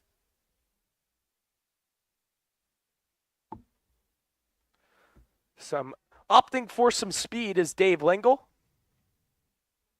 First pitch is going to be grounded. On the second for one, throw to first, safe. A fielder's choice for Blanchette. And out at second, advancing the third is Royer. Runners on the corners now, still only one out.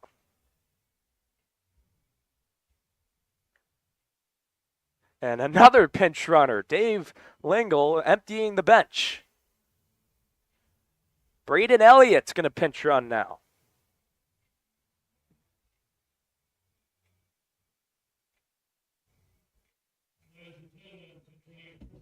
So opting for some speed is Dave Lingle, back-to-back pinch runners. And now here's Hunter Brewer. Runners on the corners, only one out. Blue Caps down 3. First pitch to Brewer is chopped to the left side. Brozick fields it on a hop. Only play to first, and it's made. Run scores. It's 4-2. 2 gone here in the bottom of the 6th. Good play by Brozick, remaining calm. Firing it off the first. An RBI from Brewer.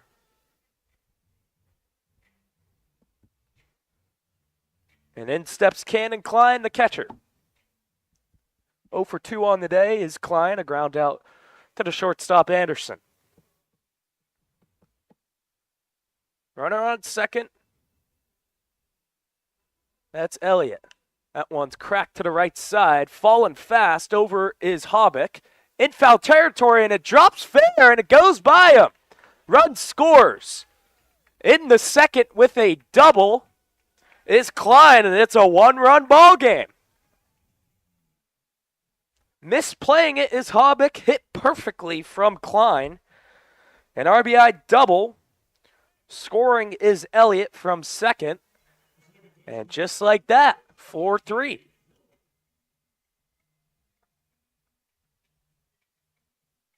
Hit out in no man's land in right field. Here's Gage Wolf. First pitch is cracked to the left side. Will it stay in play? It will not. It will go out of play. So a loud and long strike number 1 to the number 9 hitter Wolf. 0 for 1 on the day, a walk and struck out back in the second inning. Tying run, Klein on second, 4-3 game, bottom of the 6th. Blue Caps trying to get a rally going. The 0-1. Bit high, a ball and a strike.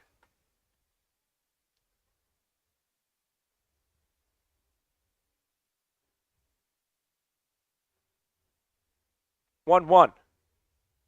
Outside, 2-1.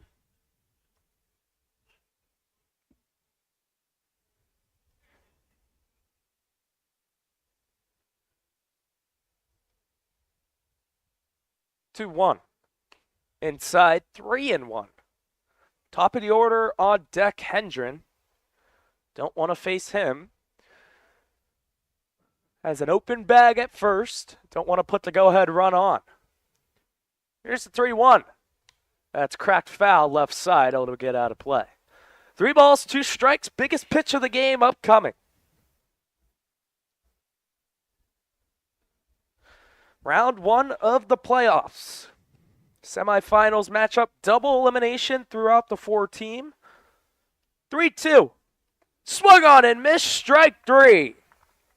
A big strikeout from Conklin. And the Blue Caps leave a runner stranded. We head to the 7th. It's the Ground Sloths 4 and the Blue Caps 3.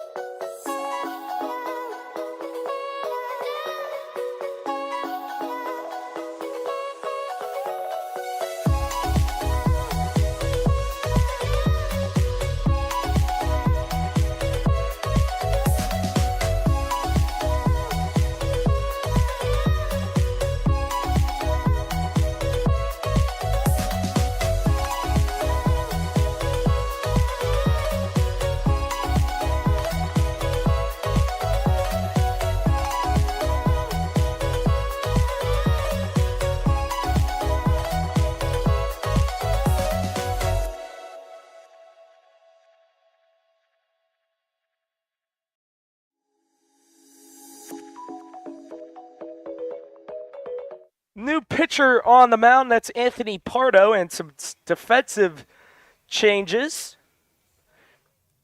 Jake Morrill will stay in the game in left field. Braden Elliott stays in right. Royer now moves from right field to first base. So Dave Lingle opting for some changes. 4-3 game. Top of the 7th inning. Just a 7-inning game.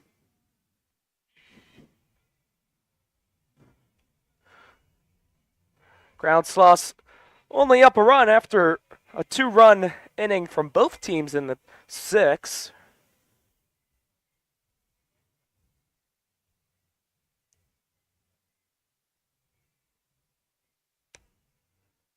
And as they finish it off, it'll be Blake Crancer to lead it off. And just think about Blake Crancer, his diving play out center, left center field. What a play that was. Saving a couple runs could be the difference in this game. First pitch to Crancer is cracked deep to left center. It's over his head. And that ball is gone! Blake Crancer showing off the power. A solo shot on the first pitch he sees in the top of the 7th. And it's 5-3 Ground Sloths. What a bomb that was to left center. That's a deep poke out there. And the Ground Sloths are fired up. It's 5-3. So here's Dalton Hobbick. First pitch to him is called strike at the knees.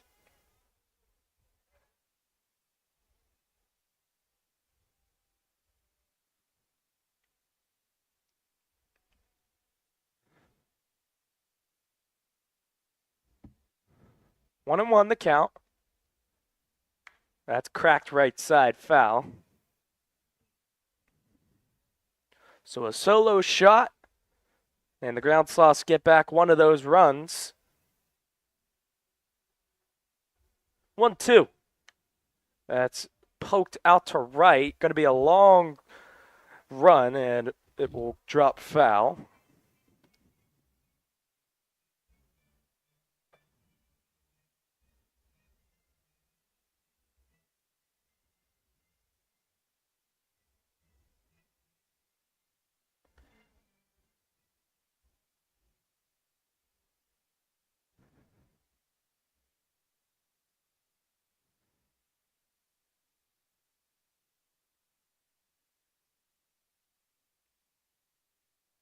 1-2 is low.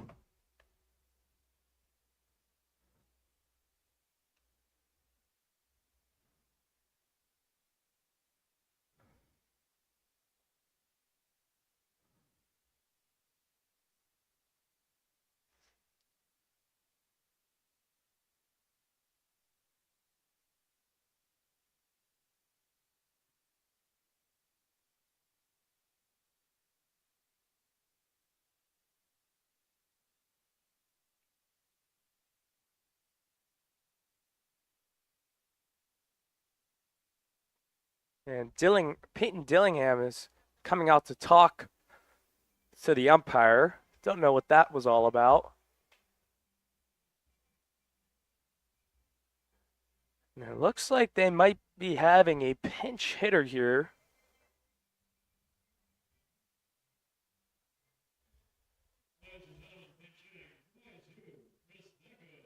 And yes, indeed, Chris Danko will pinch hit. And all he sees is one pitch. I don't know what that was all about.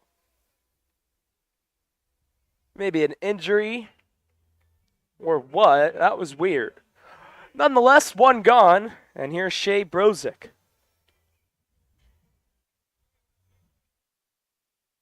First pitch is chopped back right to Pardo. He'll field it cleanly, throw on the first. And one pitch, one out to Brozick. On the 1-3 putout. Two gone now. And here's Mateo Casillas.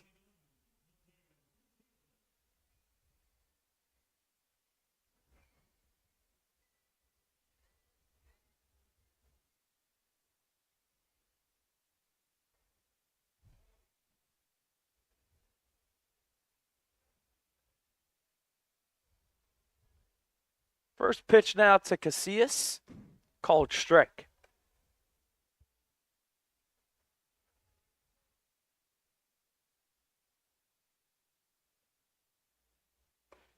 Oh, 1 swung on and missed, and there goes the bat with it.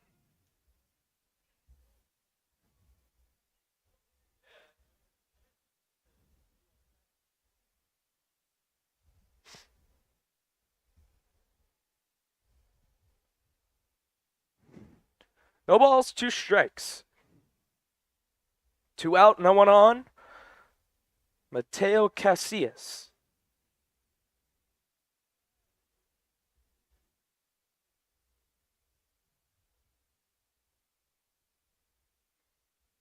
Yo, 2. Called strike 3 on the inside corner, and that ends the inning. Not after a Blake Crancer solo shot.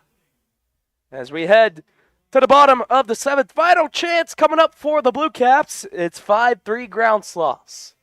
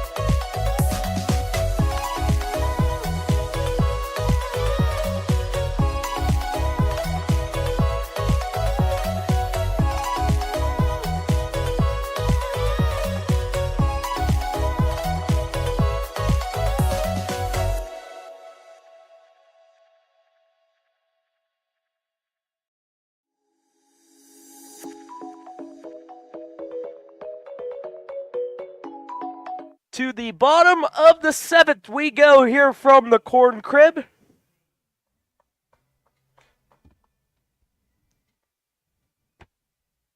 It'll be Riley Hendren to lead things off. Trailing by 2, need 2 to tie, 3 to win. First pitch is high and tight.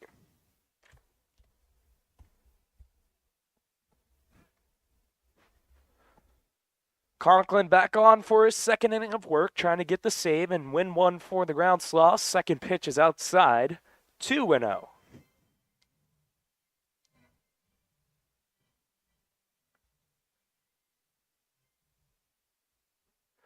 Two balls, no strikes.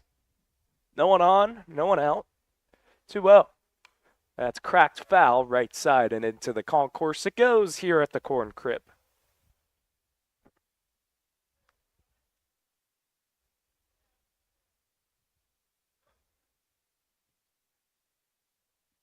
Two one.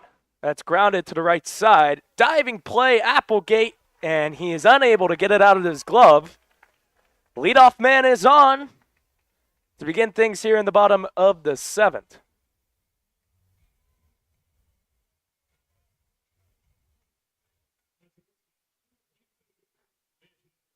So here's the shortstop, A.J. Weller. Rule bet a hit, an infield single for Hendren.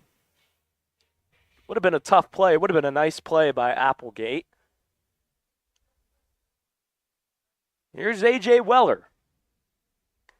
First pitch called strike. Up in the zone.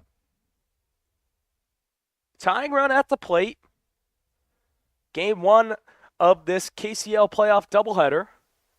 Merchants, Bobcats coming up 20 minutes after the end of this game. 0-1.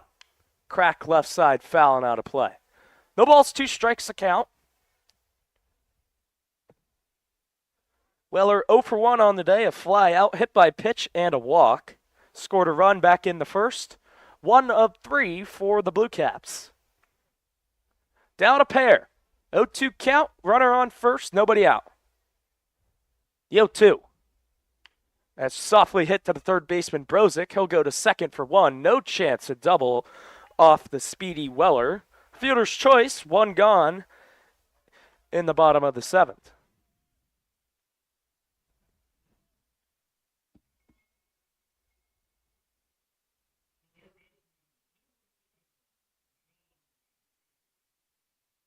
So here's John Shuey. One of the most consistent hitters in the KCL. 0 for 2 on the day, a walk, a strikeout, and a pop-out. First pitch, grounded right side, foul. So after Hendren's leadoff single, a fielder's choice of Weller, he's now on first. Shuey stands as the tying run at the plate. Blue Caps the 1 seed, ground softs the 4. 0-1 inside, a ball and a strike.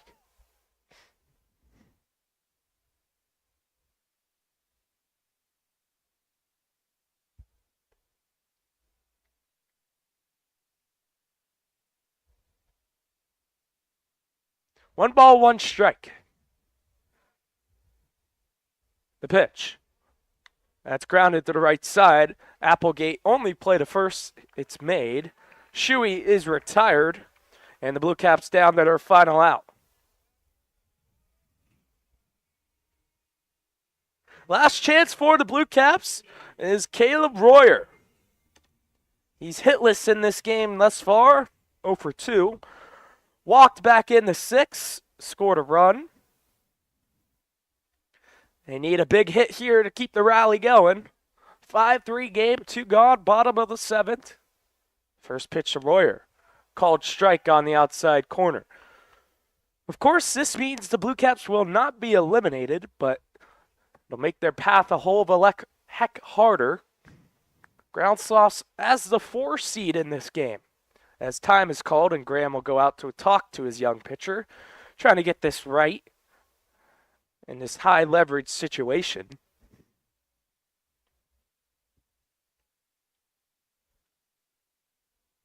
Five-3 game, bottom of the 7th, Groundsloss lead. Runner on second That's Weller. Warrior trying to keep the rally going. 0-1 count. Conklin gets a sign. Big lead at second. Kicks in 0-1.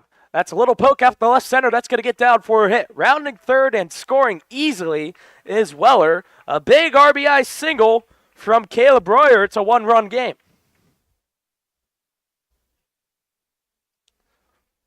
Will they pinch run Royer now? Try and get the tying run in scoring position. They used 2 pinch runners last inning. You got to think, will that come back to haunt him? So here's Jake Morrill. One of those pinch runners last inning. First at-bat of the game. Trying to keep the rally going. First pitch from Conklin is grounded to the second baseman Applegate. He'll go to second for the force, and that's the ball game. The ground slaw steal one against the one-seeded Blue Caps. What an upset this is. Means the Blue Caps not eliminated just yet, but one more loss and their season will be over. The 4-seeded Ground Sloths get the job done. They win by a final score of 5-4. Entertaining game. Really ramped up the last 2 innings. Good baseball all around. 11 hits combined, 9 runs combined, 3 errors combined. And the Ground Sloths steal game 1. Stick around. We're going to take a short break. 20 minutes or so. Griffin Leonard will have the second game between the Merchants and the Bobcats. But this is all from game 1 for Colin Winnie signing off, saying so long. Again, your final score, the Ground Sloths 5 and the Blue Caps 4.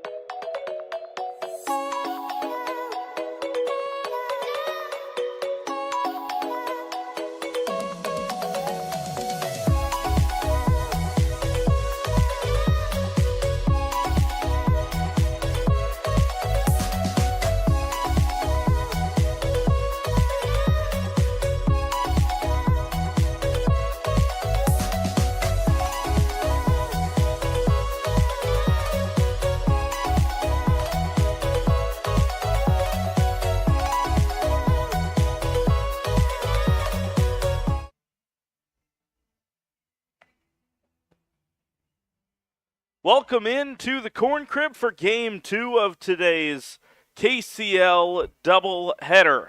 It's finally playoff time. We're happy to have you along here. We'll have the camera up and running in just a moment. I'm Griffin Leonard here with Game 2 of today's doubleheader. If you just missed it, well, you missed quite the game. We had the Blue Caps and the Ground Sloths going at it in the 1-4 game. That one ended up a bit closer than most would have initially suspected, but it was indeed the Ground Sloths coming out with the victory. So, where do we now stand? Well, we head to Game 2. The 2 versus the 3 seed, the Bobcats at the Merchants. I'm looking forward to this one as we get ready to go. And there we've got that camera for you just in time as Clay Kahn heads to the batter's box.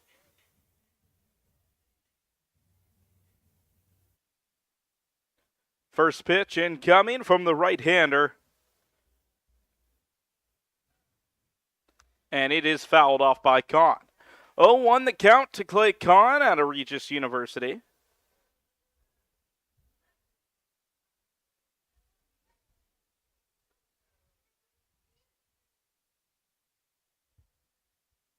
Oh, 1 upcoming. It's Brady Alexander on the mound for the Bobcats. And there's a swinging strike, strike 2 to Kahn.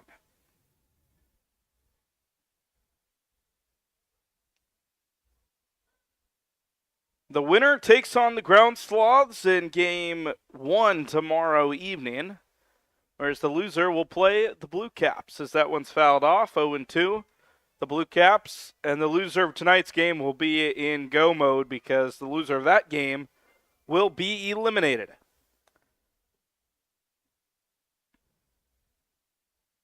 So Braden Alexander, the Bloomington native, steps back on the mound. The 0-2 upcoming to the leadoff man, Kahn. Here it is. Just missed the top part of the zone, and the count moves to 1-2.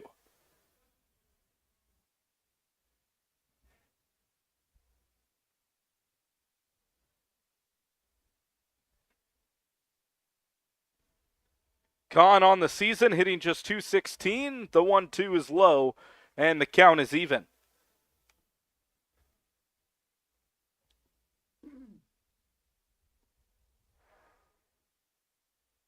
The 2-2 pitch upcoming to the lefty in the box. The infield, Moselle, McGinnis, Smith, and Quinlan, the 2-2. Change up, just missed high and maybe a tad outside. The count's full. Clay Kahn is followed up in the order by Ashton Horsham, who stands on deck, and Cody Morton in the hole. The 1-2-3 hitters for the boys in blue today. 3-2 pitch. Fly ball, deep right field. That one's carrying out there. Chase Weiss got a long way to go. He runs out of room, and the ball is gone. Clay Kahn hits a solo shot to start this one off. And the Merchants, with a dream start to the bracket here in the 2024 KCL Playoffs. Clay Kahn goes yard, 1-0, the Merchants lead.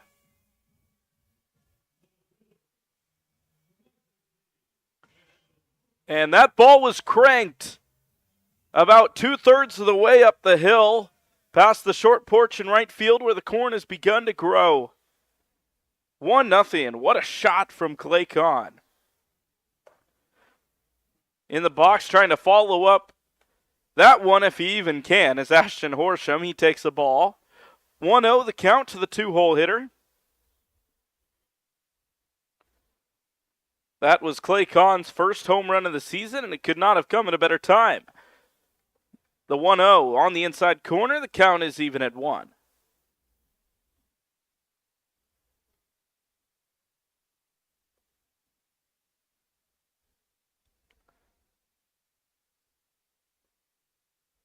The pitch inside.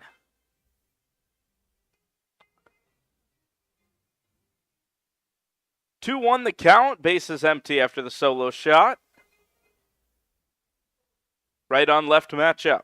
Alexander comes set, goes forward. Fly ball, center field. Waiting out there is Caleb Hackman. He takes a couple steps to his left and makes the catch. There's one away.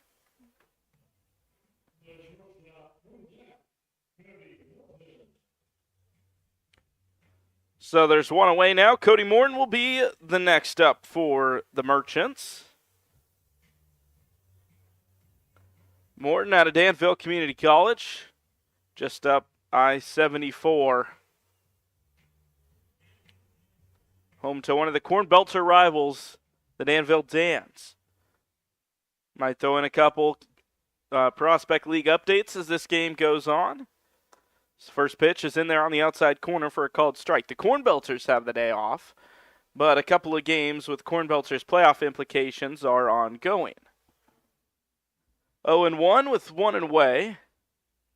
And the pitch, a fastball, popped up foul. It'll go out of play, clanking down into the seats, and the count is 0-2. Morton quickly into a defensive mindset, down 0-2 in the count. He's got Luca Morelli behind him. He's swinging the right-handed bat in the on-deck circle as we speak. Back in the box goes Morton. Alexander lifts the leg and comes home. Curveball diving away from the hitter outside for ball one.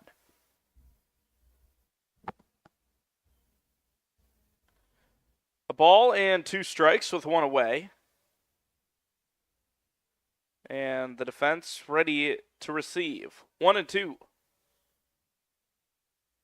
Fastball. It's pop foul. It'll stay in play. Tracking it is Quinlan. Runs out of room. Well, he had to worry about the netting there on the right side, nearly crashing into that catch net. Of course, the bullpen's in play here at the Corn Crib, so they have a net set up to stop any wild pitches from rolling past the dugout and over to home plate, and Ryan Quinlan nearly bashing right into it. Count remains 1-2. The pitch from Alexander. A curveball struck him out. Two outs after the strikeout by Morton.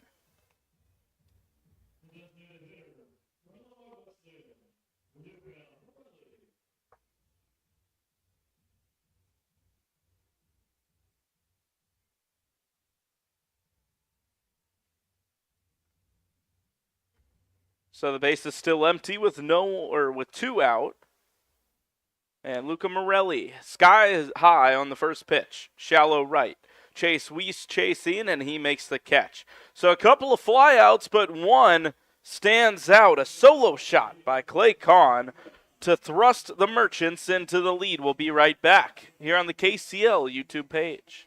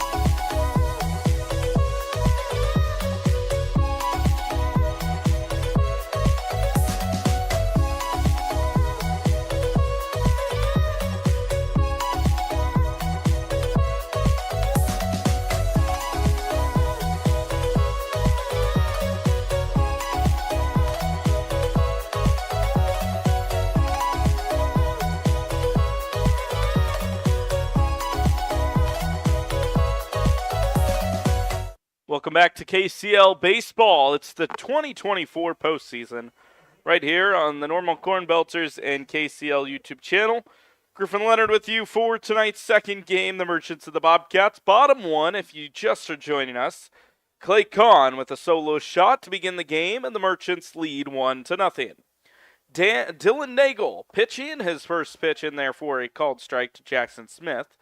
Dylan Nagel, the right-hander, comes in with 16 innings logged. This is his fourth start of the season, the 0-1. A slider away or down and in on the hitter, swung on and missed. And the count quickly 0-2. Dylan holds a 1-1 record so far this season. He's got a good start from his offense. The 0-2 from the righty, way out, way high and way outside. 1-2 the count. Meanwhile, facing him, Jackson Smith hitting .304 this season. Here's the 1-2. Swung on and missed. High fastball. Never stood a chance. And the Bradley University product goes down swinging one away.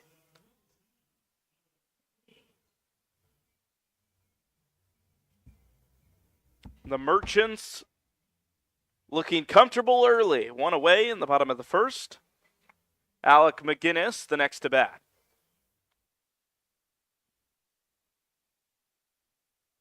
Here's the first pitch. It's pop right side, foul, hooking, staying in play, but out of the reach of Nate Reed, who got a good jump on it, but the ball was, in the end, just too far away for him or perhaps anyone in the Colonels Collegiate League to catch.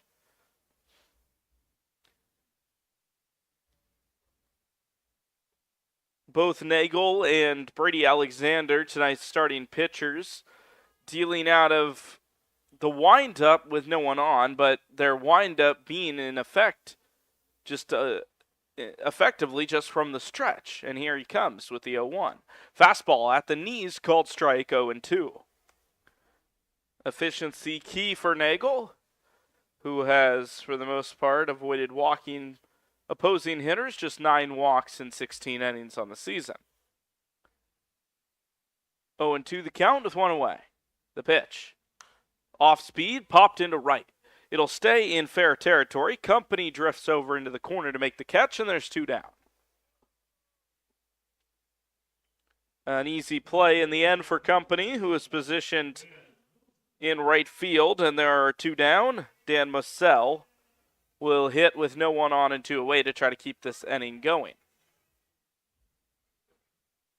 Game 1 moved somewhat efficiently until the back couple of innings when the offenses finally started to come alive. 3 or 4 scoreless innings after both teams scored in the first. A called strike on the inner half for strike 1 to Dan Moselle.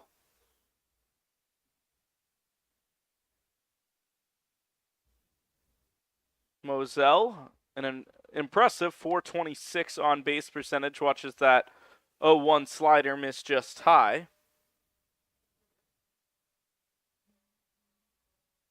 18th game played for the right-handed hitter. Right down right, match up the 1-1. Fastball, grounded foul, back to the screen.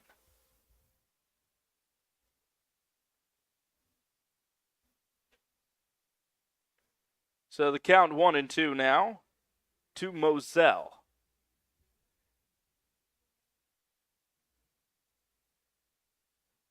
From right here in Normal, Illinois.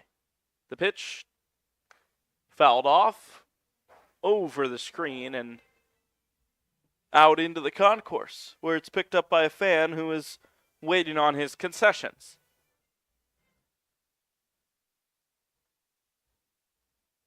So the inning continues for now. 2-2 the count. And Nagel will deal again. In the dirt, back to the backstop it goes, ball 3. It was low and outside, and the catcher, Bastidas, never really got his glove on it.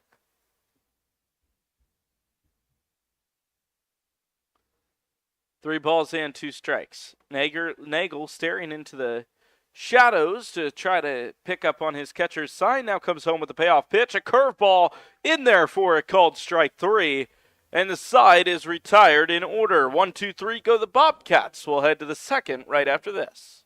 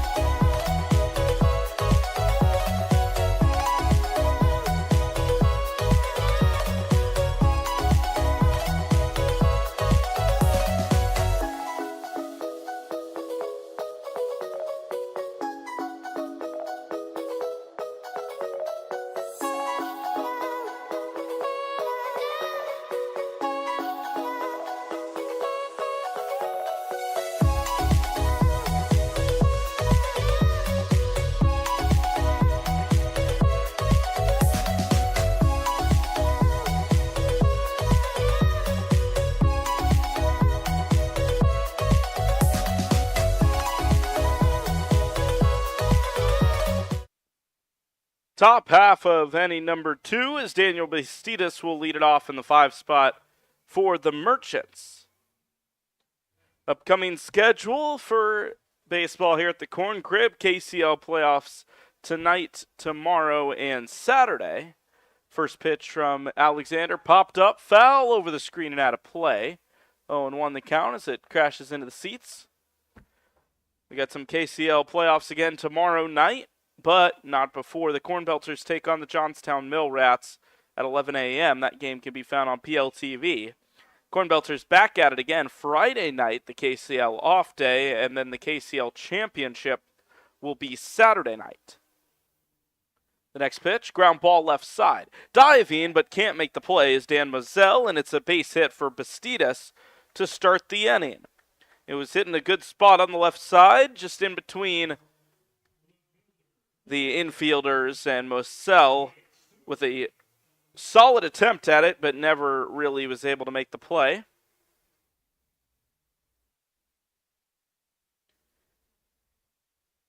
Meanwhile, in addition to KCL Playoffs, Sunday evening you can catch the Corn Belters right here on the KCL and Normal Corn Belters page, as there's a swinging strike to Jake Stewart as the Belters travel to Alton to take on the River Dragons. That game will be right here for you. We hope you can tune in.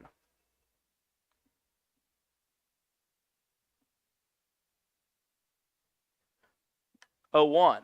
It's pop foul left side. It drifts into the seats. 0-2 the count. Brady Alexander working quickly to Jake Stewart.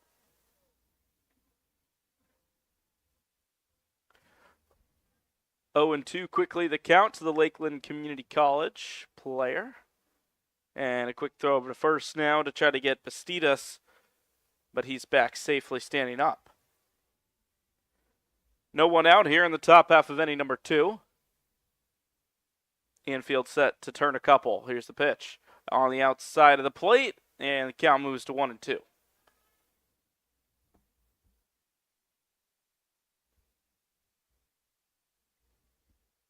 A run off of just one hit, and that hit being a solo shot by Clay Kahn in the first. Merchants grabbed their second hit just a moment ago, and there's the ball hit hard to center field, but it'll hang up for Caleb Hackman to make the catch. So they're robbed of their third hit for now, and there is one away. Nicely tagged out to center field, but in the end, right to Hackman. Brooks Newhoff, who we've seen have some home run power, he stands in with one away. Newhoff with the one home run on the season, but overall hasn't seen the ball very well, just hitting 167. First pitch to him, a slider trying to hook back into the strike zone, missed the top half, and it's called ball 1. 1-0, one away, and a man on first. Right on right matchup at the plate. Alexander comes home with a slide step. Swinging strike on the top part of the zone. Count even at 1 to Newhoff.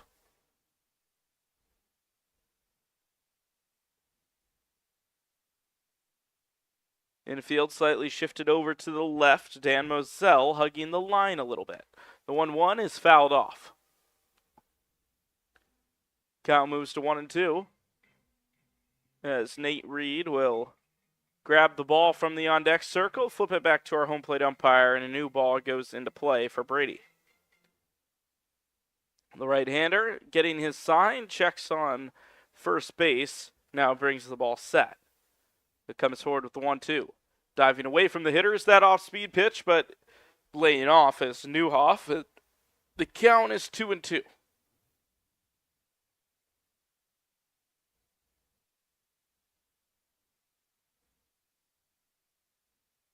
The count is even. And here's the pitch. Outside. Full count to Newhoff.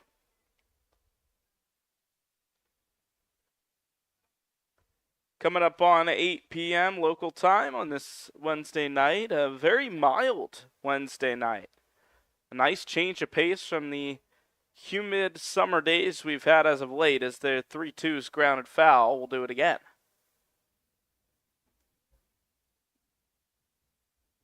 A pleasant 75 at the moment, with not a whole lot of humidity. So the count is full. Alexander comes set, and the payoff pitch comes forward. Fly ball, right side, well foul, and out of play. Newhoff still fighting.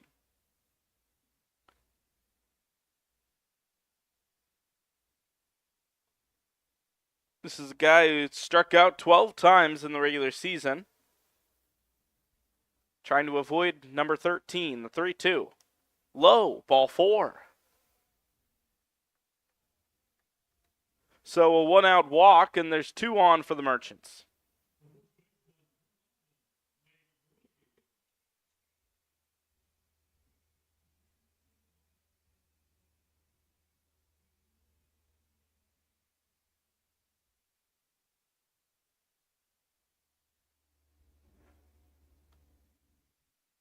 One down, 2 on. First pitch to Nate Reed. Misses the top part of the zone. Ball 1. Braden Alexander has been absolutely incredible this season for the Bobcats. An ERA at 1.61. And certainly up for debate to be the pitcher of the year in the Cardinals Collegiate League. The 1-0 is on the inner half, called strike. And however that may be, Alexander has struggled early in this appearance for him in the playoffs. Nate Reed strokes the ball right field. Well foul, but hit it well. Had it stayed fair, it would have certainly challenged the outfield.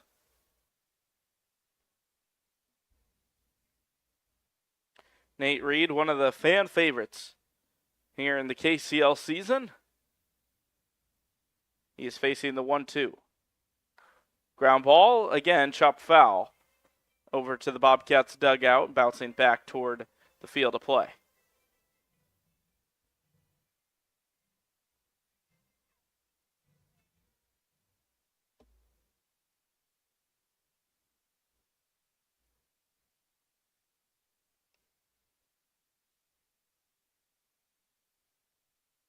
Bobcats trying to avoid any further damage here in inning number 2. Hitless in the first frame as they went down in order. Can't let the lead balloon very far. The 1-2 swung on and missed. They strike out Nate Reed with the slider that chased in on his hands. Reed unable to hold up, and there are 2 away. So the Merchants reach the bottom of the order here in inning number 2.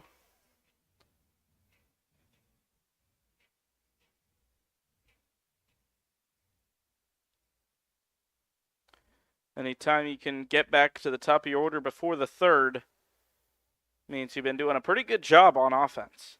First pitch in there for a strike to Noah Company. 1-0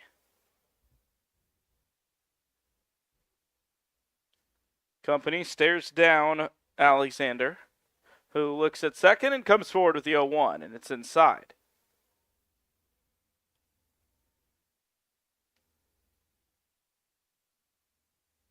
Count even at 1 apiece with 2 down.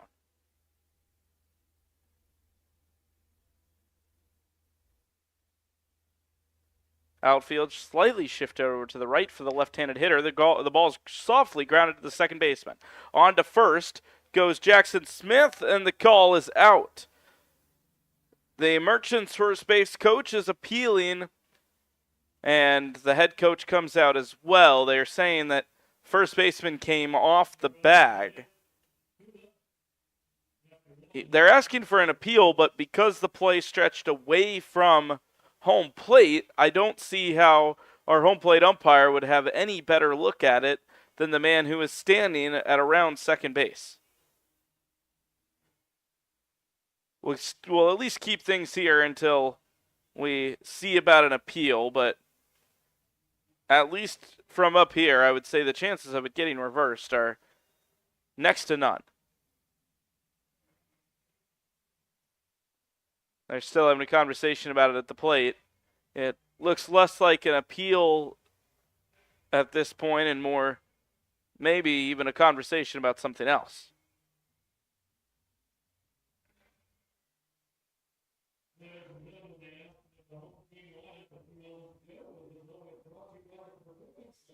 The Bobcats, when they come up to the plate here in just a moment, they'll be facing... Well, they'll be bringing up the 4, 5, and 6 hitters. Mitch Murphy, Ryan Quinlan, and Bennett Summers. We will now head to a quick break. When we get back, we'll be back for the bottom of the second.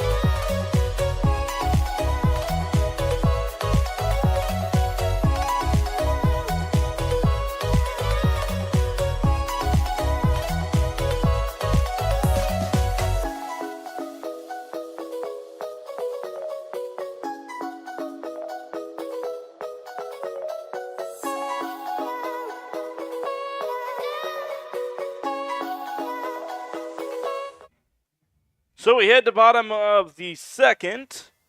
The 4, 5, 6 hitters due up for the Bobcats, and Dylan Nagel out there for another inning of work. The right-hander on the mound comes forward with the first pitch. Fastball right down the heart of the plate. Called strike 1 to Mitch Murphy. Mitch Murphy batting in the cleanup spot this evening. 0-1. Hit foul. It was tipped off the glove and trickled back to the backstop. Mitch Murphy has had an exceptional summer in the Bobcats jersey. An OPS just shy of 1,000 and hitting .325. 0-2. Ground ball left side. Will it stay fair? No, it will not. Oddly, Brooks Newhoff let it go. Very, very interesting not to glove it just in case. Our home plate umpire called it fair, potentially just kind of showing, hey, I'm on the line, the ball's to my right side, therefore it's foul. But at least still reach out and glove it so your teammate doesn't have to run all the way down to the corner to retrieve it. 0-2, the pitch from the right-hander. Skipped in the dirt once on the way to the plate, off the glove of Bastidas and back to the screen.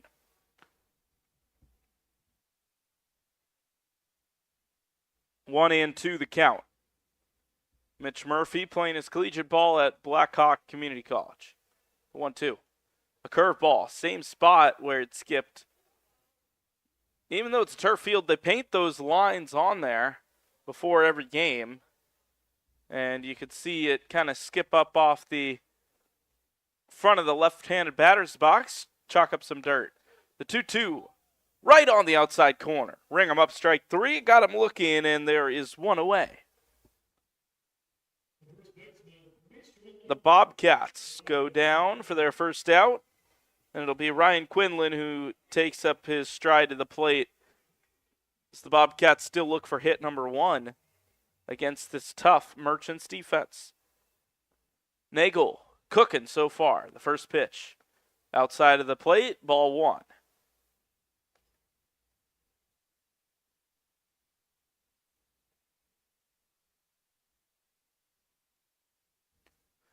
Here it is.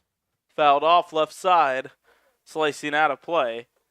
And the count 1-1. Ryan Quinlan, the left-handed hitter. Looking back toward his dugout, I think they need some fresh baseballs.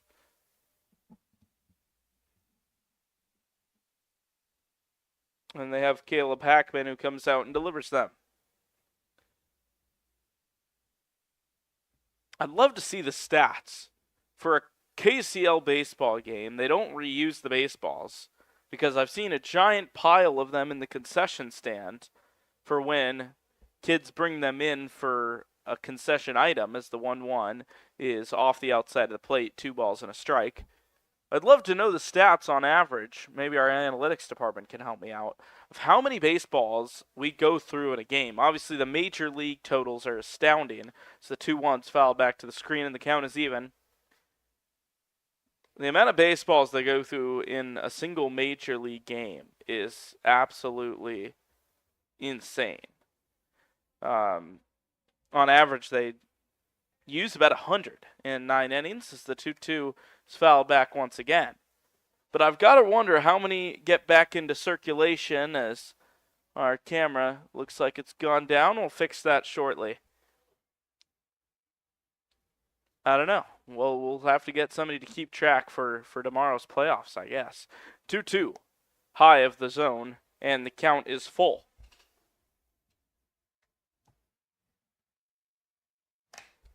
Payoff pitch incoming from Dylan Nagel. Spotless on his pitching record so far today. 3-2, pop foul once again. Quinlan is certainly making him work for it.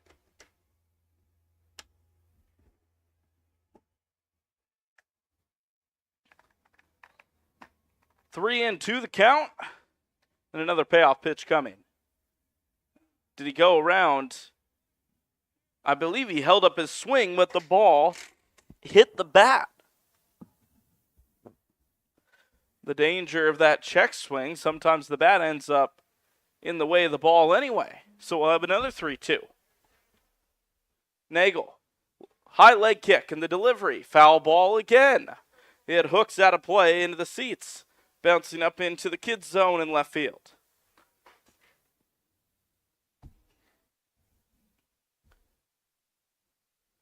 Dylan Nagel really having to work now.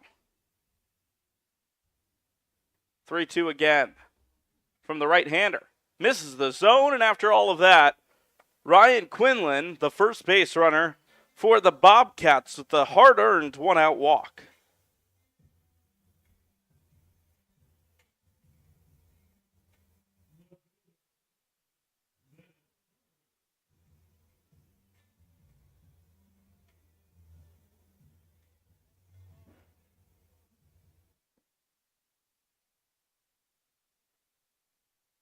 So 1 on, 1 out. Bennett Summers hitting. And he pops one foul, crashing off the roof just above me here. And the count is 0-1.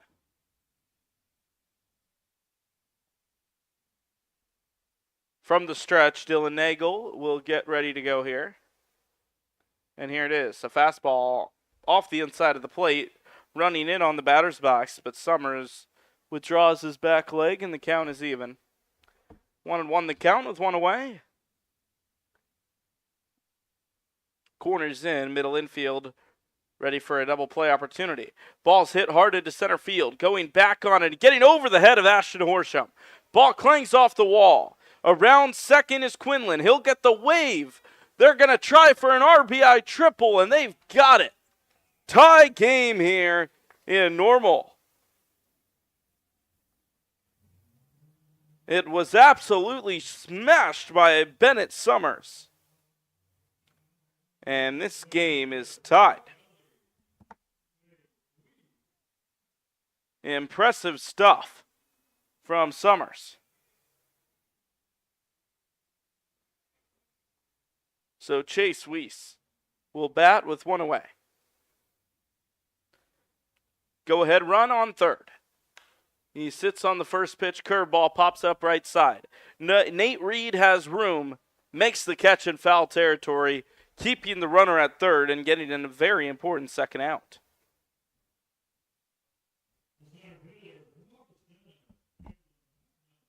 So Caleb Hackman now will be relied on to bring in that second run.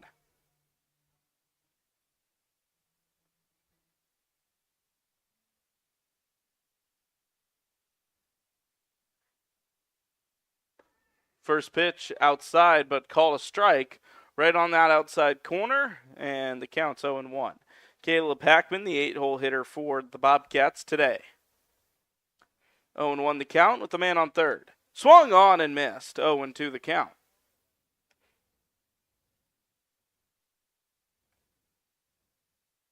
Quickly 0-2, 2 away. Hackman digs back in, right on right matchup. Nagel comes home. Swung on, got him. 3-pitch strikeout, and the Merchants escape the jam, but not before. The Bobcats even it up. We'll head to the third, 1-1 the score.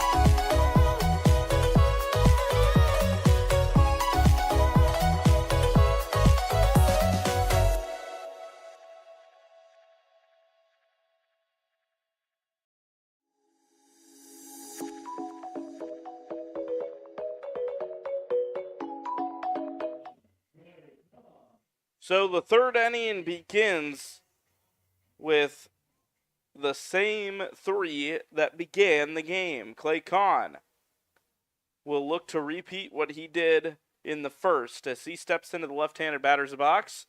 1-1 the score. Kahn solo home run in the first to give the Merchants the lead. They lost that lead in the second. How will they respond? A first pitch ball outside to Brady Alexander.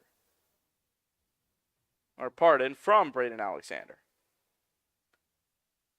Alexander getting ready for the 1-0. The pitch. Dives down low with the knees. The count is 2 balls and no strikes. Kahn's fly ball to right was his first home run of the season. Maybe not looking for another home run, but at least looking to get his name back on the base paths. The 2-0 misses high and outside. 3 balls and no strikes.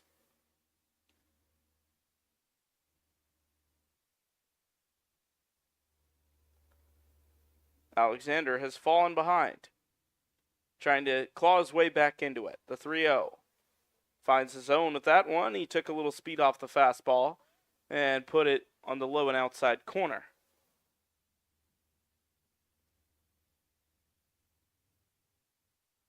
3-1. Still a hitter's count for Kahn. Kahn watches it go, and it's called a strike on the outside corner. Kahn had brought the bat halfway around as to toss it back to his dugout. Maybe a quick apology to the home plate umpire for starting to show him up there a little bit, but the count is full. Payoff pitch from Alexander. It's ripped into left field, but it hooks foul. Bouncing into the bullpen, and we'll do it again.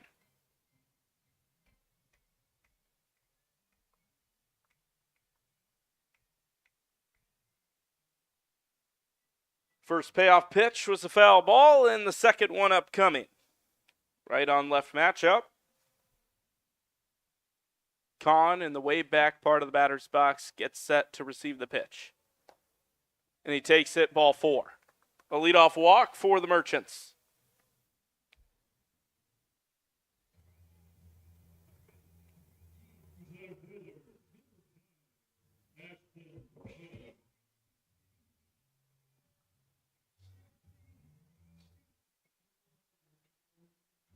Ashton Horsham will bat now. He hit a fly ball. It was caught by Caleb Hackman in center field his first time up, trying to notch his first base hit of the game. Watches the first pitch. Change up on the outside corner called strike. Behind in the count goes Horsham. Ashton Horsham has spent a decent amount of this season in the leadoff spot. Batting in the 2-hole today, he's had an exceptional summer, hitting .304. The pitch. Just off the outside part of the plate, or no, I believe they've called a balk. And maybe that's what the Merchants were talking about last inning when they had that conversation.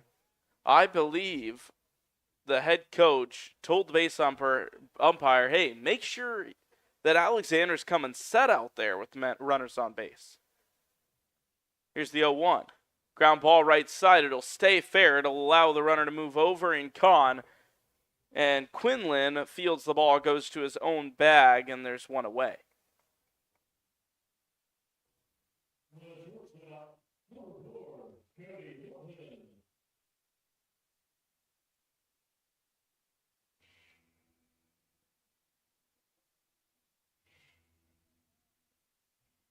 So 1 down.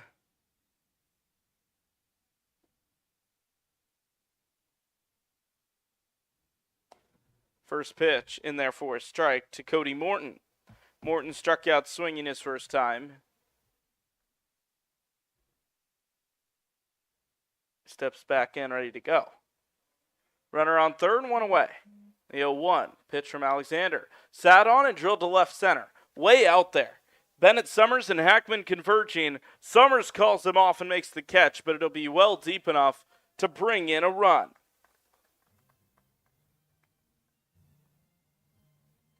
Sacrifice fly, and it is 2-1.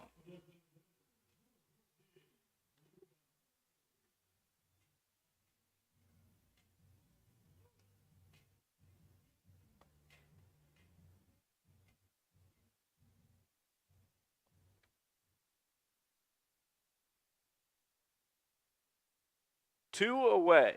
Morelli will watch the first pitch, and he'll send it into shallow center field. Hackman under it makes the play to his left, and that retires the side. The Merchants tag on another. We'll head to the bottom half of the third. 2-1 the score.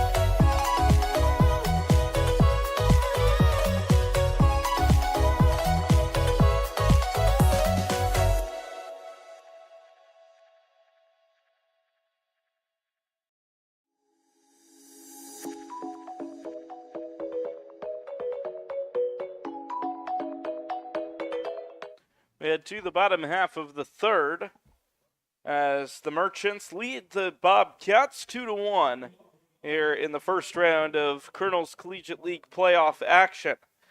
The winner will advance to take on the Ground Sloths in the first game tomorrow night, whereas the losers will take on the Blue Caps in an elimination game to keep their season alive. Mark Wagner will lead it off in the 9-hole, and he swings and misses at the first pitch.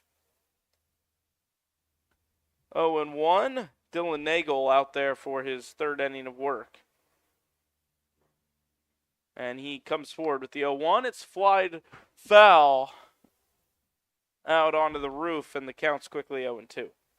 Mark Wagner, the Parkland Community College product, hitting in the 9-hole today. He'll be followed up by Jackson Smith and Alec McGinnis. Fastball just taken high of the zone, 1-2. Dylan Nagel got through inning number 1 without a problem. Inning 2 gave up a run on 1 hit. Spiked the 1-2 curveball.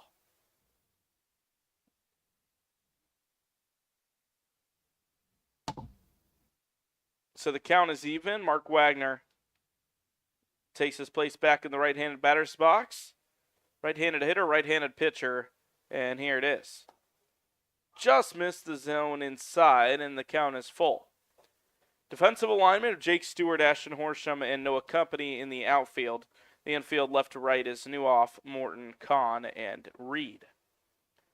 Daniel Bastidas ready to catch the pitch from Dylan Nagel, which is swung on and missed. A strikeout begins the inning as Wagner goes down swinging.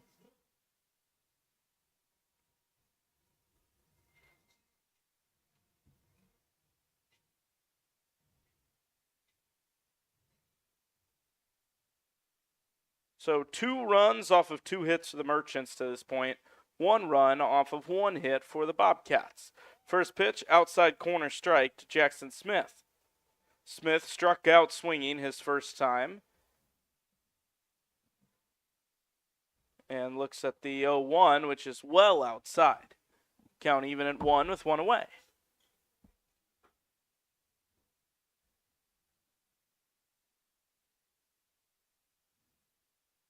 Even count, the right-handed Merchants pitcher comes home.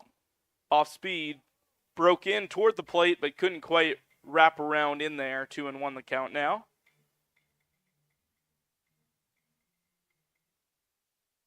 Jackson Smith has had a pretty good season. .407 on base percentage.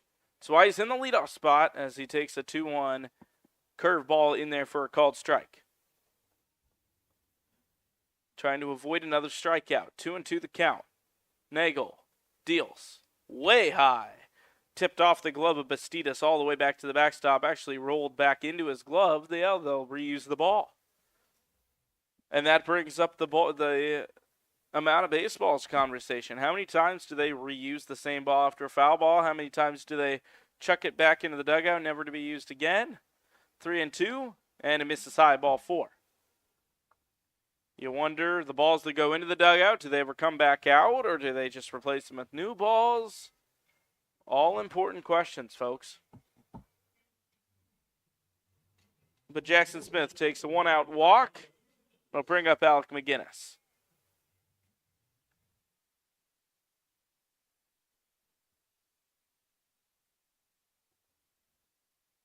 Third baseman Newhoff well in at the hot corner, and the fastballs at the knees are called strike. Morton and Kahn hugging the second base bag.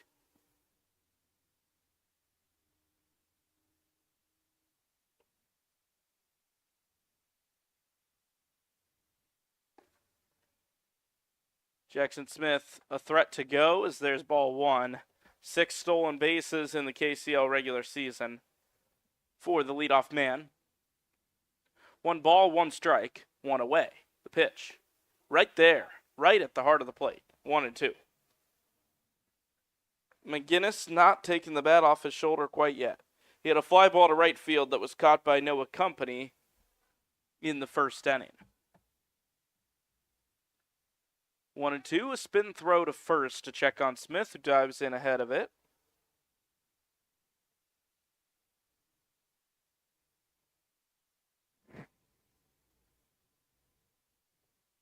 One, two, the pitch. Hammered, line drive left field, down for a base hit. Jackson Smith with a hard turnaround second, but will think wiser of trying to go first to third. And it's a 1-out single. And he roped that one.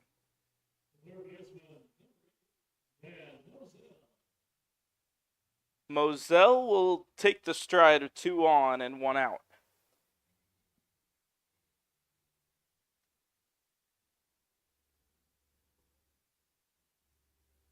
The Bobcats trying to maintain stride with the Merchants. The 2 seed out of 4. For a while, the Merchants were leading this league. They ended at seed number 3. First pitch to Moselle, high of the zone. Ball 1.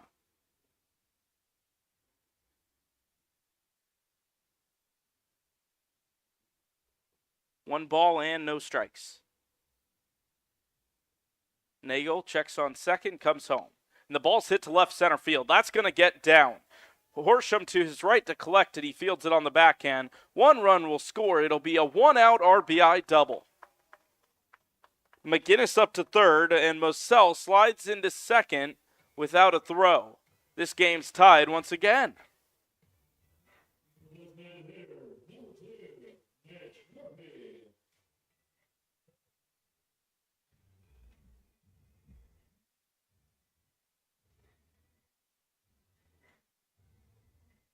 We'll have a meeting on the mound, and we'll take a quick 30-second break here on the KCL YouTube channel with the game tied at 2 apiece.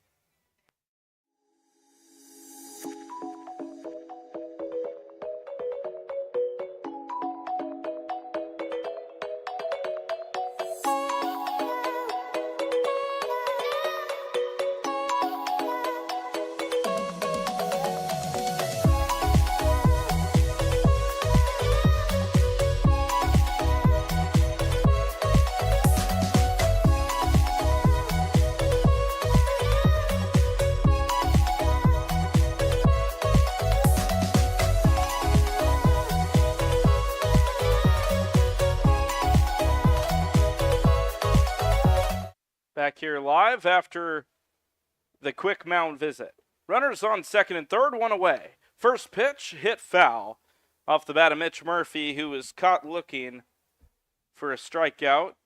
His first at bat in the second. The Bobcats have tied this game at 2 apiece and threatening to add on 1 or even more. The pitch. Nagel with the curveball away from the hitter, 1-1.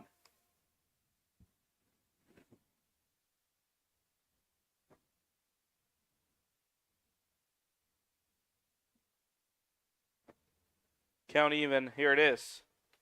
Fastball, low of the knees, 2-1.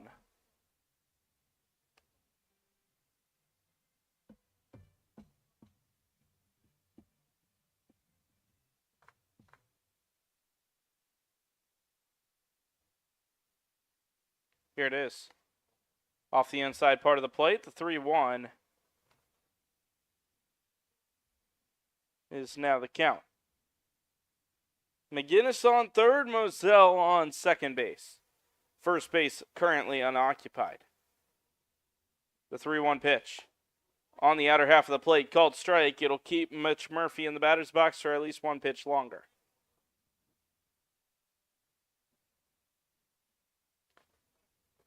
Payoff pitch incoming from the right-hander.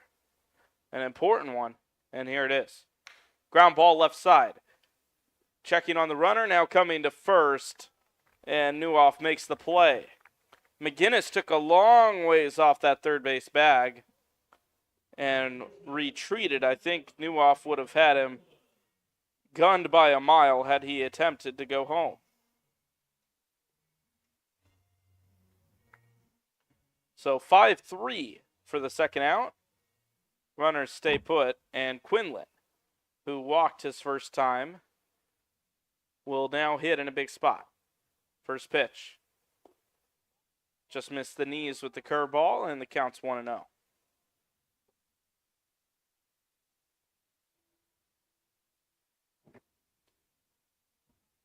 Infield shifted to the right. The delivery. Ground ball right side. It's Clay Kahn. Fields it cleanly onto first. And 2 are stranded for the Bobcats. Score tied at 2. We'll head to inning number 4.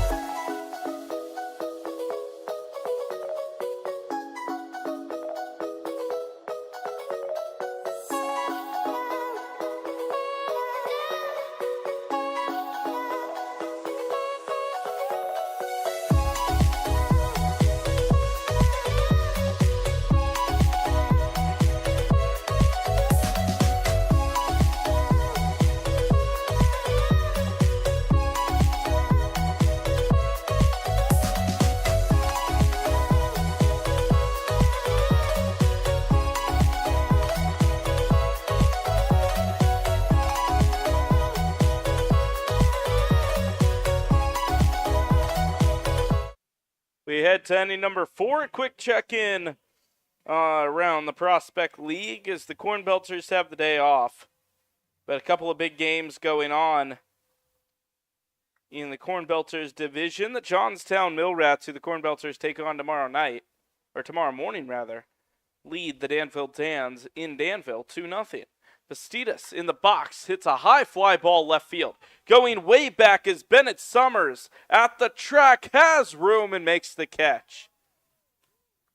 Bastidas with a little shuffle step down the line. I think he thought he got it all, but there's one away.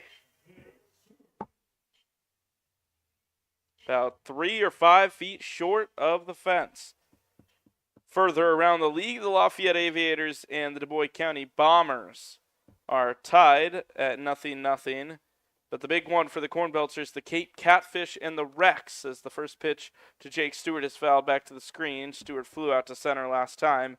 Cape lead the Rex 7-3 in the 9th inning. If that results hold, the Corn Belters would be just a game back of Terre Haute at the end of tonight's action. Remember, the Corn Belters don't need to worry about Danville anymore, but they need to finish the next highest in the Central Division. 1-1 here to Jake Stewart. From the stretch is Alexander, and it's a pop-up left side of the infield. Coming in is Moselle, who catches it at an awkward angle. Had to position his body lower to the ground and makes the catch, but I won't say without much of an effort. Those infield pop-ups look a little bit harder than they actually, or they look a little bit easier than they actually are. As an outfielder, I would say outfield fly balls are easier to catch. But maybe that's just because I had the most experience with them, as there's a first pitch strike. With an infield fly ball, it's so high up in the air and not a whole lot of arc that it's somehow a little more difficult to judge true distance. So the 0-1 is hit high into left field, hooking foul, might stay playable, and it will. It's caught by Moselle in foul ground. So 1-2-3 inning, and we'll head to the bottom of the 4th after the Bobcats put a defensive 0 up there for the Merchants.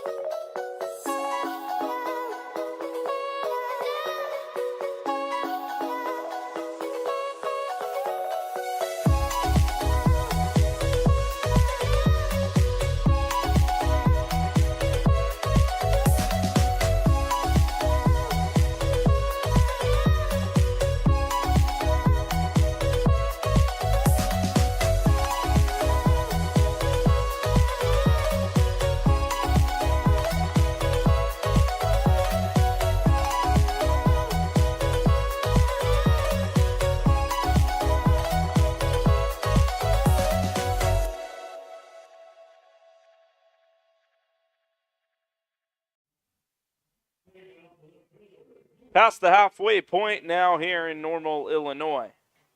2-2 the score. As this one's starting to heat up a little bit.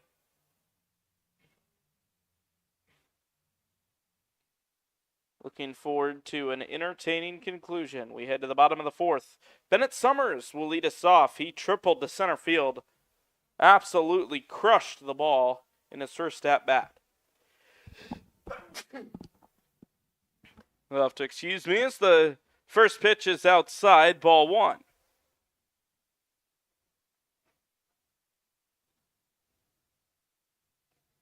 Want to know the count. The pitch dives down low, 2-0 the count.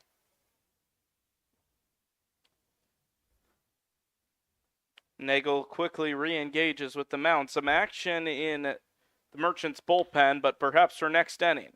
The ground ball's to the right side to Kahn. He throws on the run, and there is one away. Easy play for the second baseman to start this half of the frame.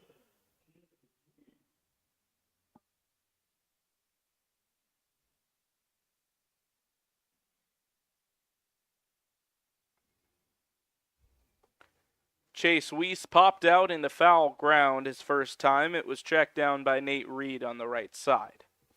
He bats with one away, swings and misses at the first pitch fastball that was right up there at the letters. The count, 1-0.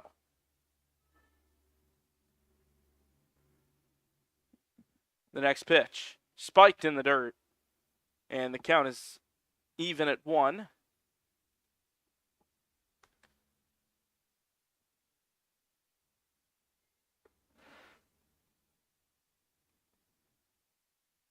One out. Nagel, the pitch. A curveball sat on, hit softly the right side. Kahn will flip it underhand to Nate Reed as it pretty much brought him all the way over to the first base bag to make the play. You would have thought maybe Nate would just scoop that up himself, but instead it's the second baseman who makes the play for the second out.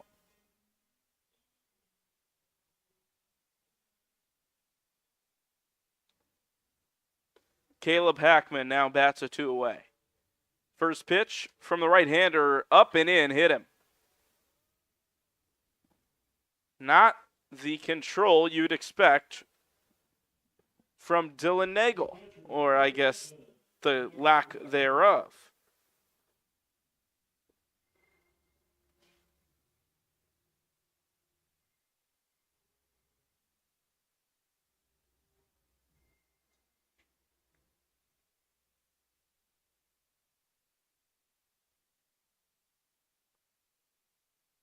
There are 2 down and a man on first. First pitch hit hard to the shortstop. Scooped up on 2 bounces by Morton. He flips to Clay Kahn, and that will retire the side.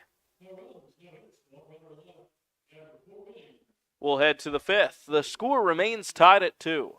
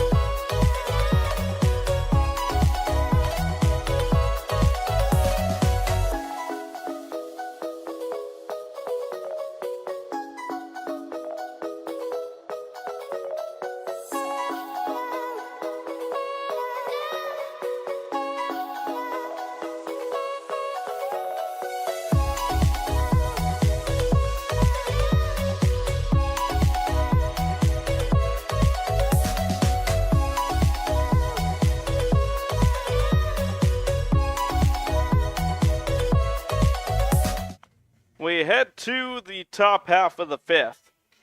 In between innings, there's sponsorship reads, there's player warm-ups, and every once in a while we get a game down the first or third base line with some of the fans in attendance. Well, just a moment ago, some musical chairs being played.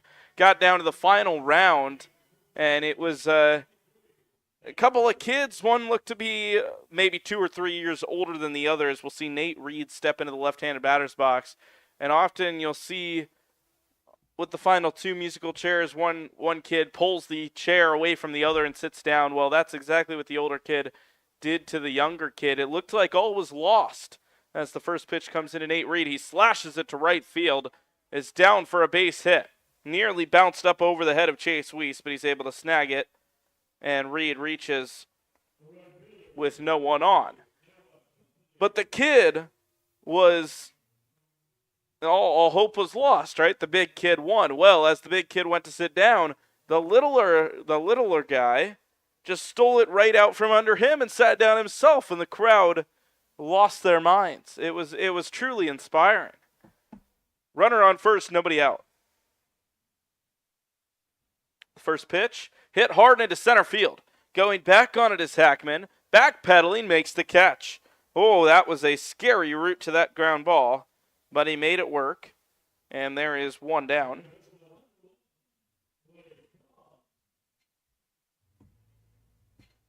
Meanwhile, around the Prospect League, the Cape Catfish have defeated the Terre Haute Rex.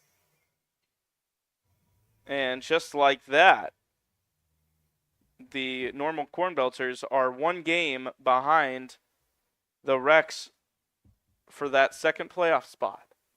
One down, one away. Clay Kahn back in there. He gets hit on the thigh and will reach.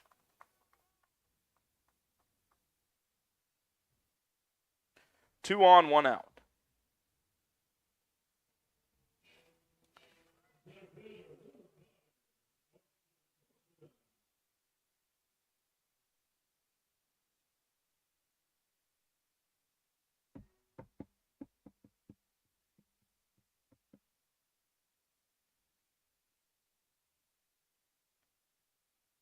One down, two on. It'll be Alexander into the set position, and he comes forward. In on the feet of Ashton Horsham, but it avoids him 1-0, but we'll have a meeting at the mound. We'd like to invite you to come out to the Corn Crib coming up this weekend. We got a couple of theme nights for you. Corn Belters and Cowboy Boots on Friday. That's presented by Raider Family Farms and Nutrien AG Solutions. Good old country night here at the Corn Crib, and then Saturday night, the KCL Championship, if you can make it. Fairy Tale night. It'll be an evening of enchantment here at the Corn Crib as we crown a Colonel's Collegiate League champion. The 1-0 is inside. 2 balls, no strikes.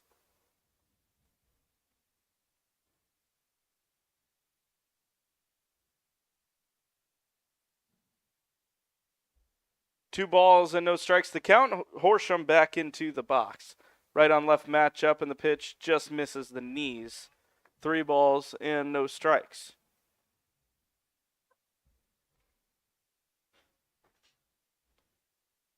Reed on second. Kahn on first. The pitch. Got the inner half of the zone, and the count moves to 3-1. 2-2, still the score here. Both teams with 3 hits apiece. But the Merchants threatening here in inning number 5. Horsham back in, 3-1. Low, ball 4. The bases are juiced.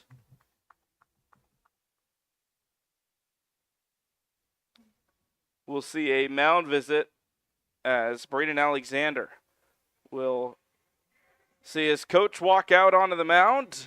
Some action in the Bobcats bullpen. It's a lefty throwing. And I believe it's Mac Raymer down there.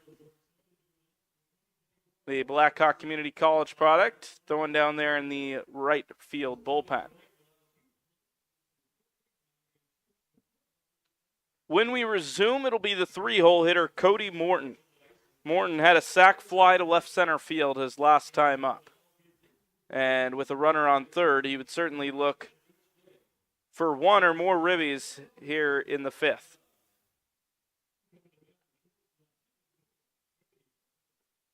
Morton 0 for 1, the sac fly, and struck out his first time. Bases are loaded. The infield will bring the corners in. The middle infield set to turn 2. First pitch from Alexander. It's hit into right center field. That one's going to jump out into the gap. Down for a base hit. It'll bounce up over the wall. A ground rule double, and it'll score 2 for the boys in blue. 4-2 Merchants lead off of an absolute bullet from Cody Morton.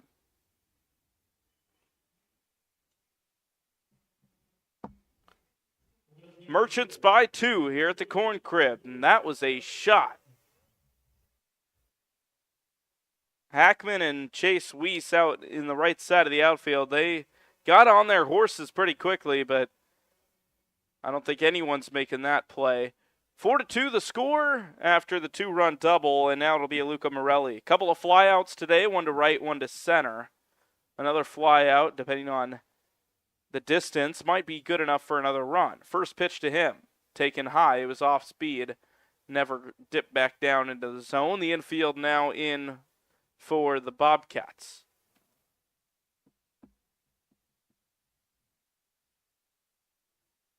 One-zero pitch. High again, maybe a little tight as well, 2-0. Alexander's lost a bit of control, maybe flustered after the tie-breaking 2-run double from the man standing on second right now in Cody Morton. Morton on second, Horsham on third, the 2-0. Hit high, but not deep. It'll maybe just sneak out of the infield. Jackson Smith backpedaling a couple steps into shallow right to make the catch. The runners will have to hold, and there are 2 away.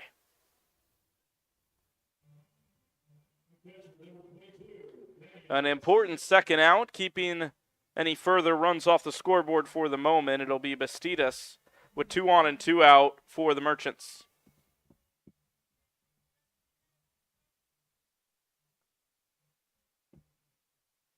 Bastidas 1 for 2 with the base hit and a fly out, both to left field. The righty steps in here with 2 away. First pitch, high and inside.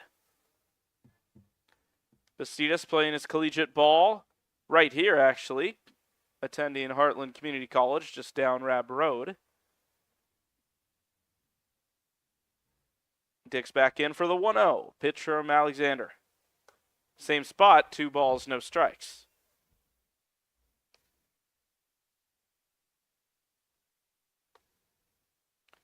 Bastidas ended the regular season hitting an even .250 with 6 extra base hits. 2 balls, no strikes. The pitch from the right-hander. Hit hard left side of the infield. Across the diamond goes McGinnis in time to retire the side, but it's a big 2-run double from Cody Morton. Puts the Merchants in the lead. We'll head to the bottom of the 5th right after this.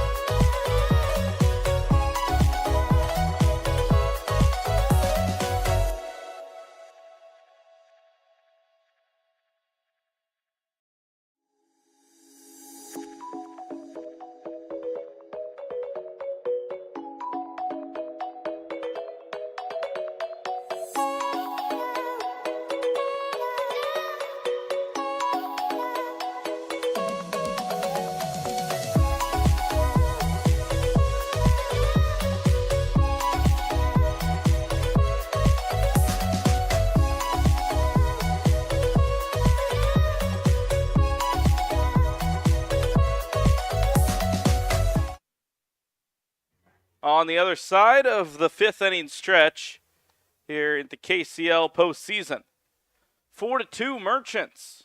Back and forth affair, but Cody Morton has put the Merchants in front. Bobcats trying to respond. First pitch strike. Actually, it just missed low of the knees. Looked pretty good from up here.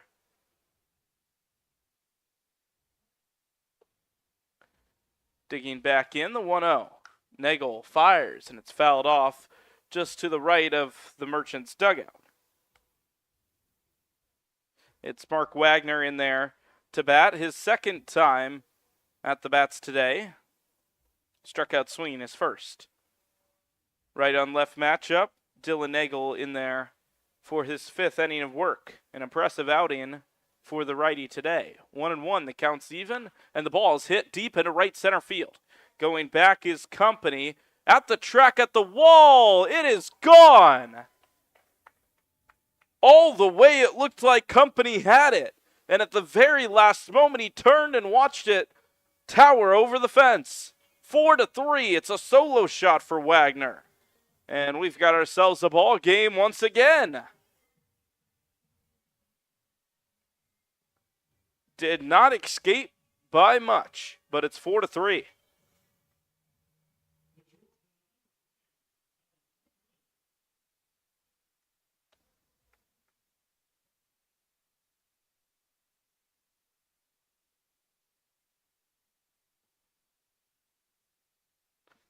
Just a one-run deficit for the Bobcats now. First pitch off the outside of the plate, ball one.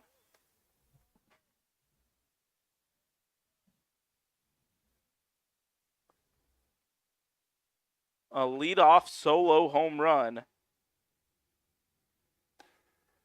And the pitch in there for a called strike. And I believe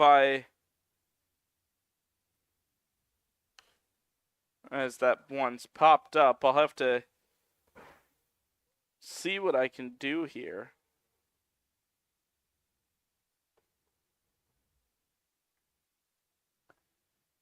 That was Jackson Smith who hit the home run, not Mark Wagner. As the 1-2 lashed down the right field line, but foul. Not really sure how I managed to skip, or rather not skip a batter in my scorebook here.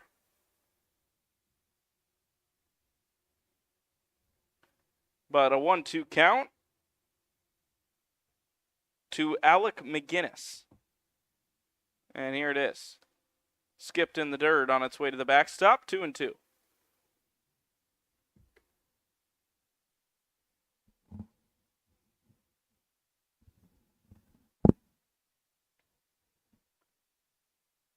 Earlier in the broadcast, talking about the Prospect League, Johnstown taking on Danville this evening. Johnstown coming just a little bit farther west across the interstates of Illinois to play the Corn Belters tomorrow morning. And they currently are in Danville. Danville, a team that already has clinched the playoffs in this Central Division. Johnstown currently throwing a no-hitter through 7. They've no-hit the Dans through the first 7 innings of this ball game. They lead 3-0. I was talking with Corn Belters bullpen coach Nick Roseman during one of the breaks.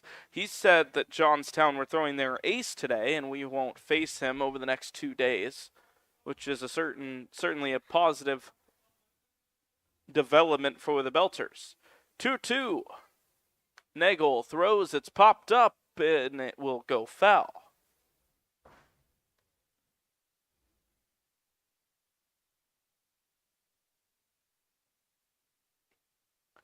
Even counted 2, no one out still after the solo shot. McGinnis 1 for 2. He singled his last time. He swings and misses at the slider. Outside corner, dotted it up, and there is one down.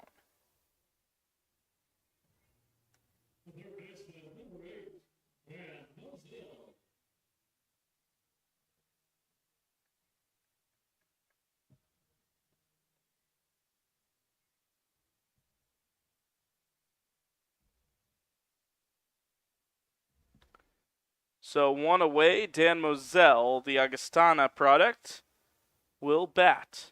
Right on right matchup. The Merchants have rode with their starter all the way here. And the first pitch misses. 2 more innings to go after we conclude the 5th.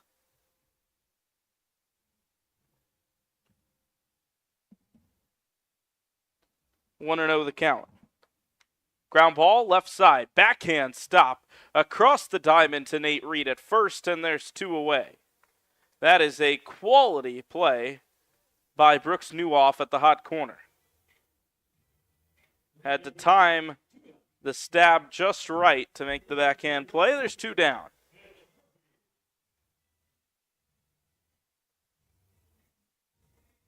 So Mitch Murphy will bat. The cleanup hitter.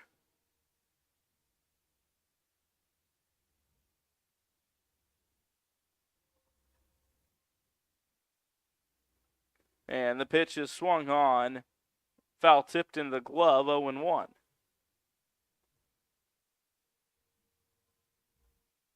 Four hits apiece for these two sides.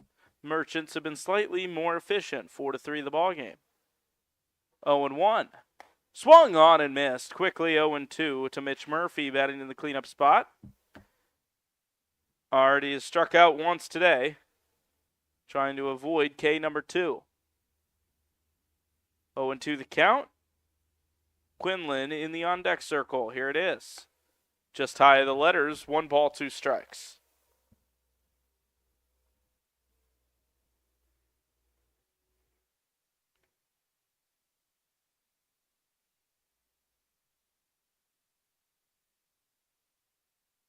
Swung on, got him. Dropped third strike on the 1-2. They'll throw on to first. A lobbed throw gets him in time. We'll head to the 6th here on the KCL YouTube channel. 4-3, Merchants clinging on.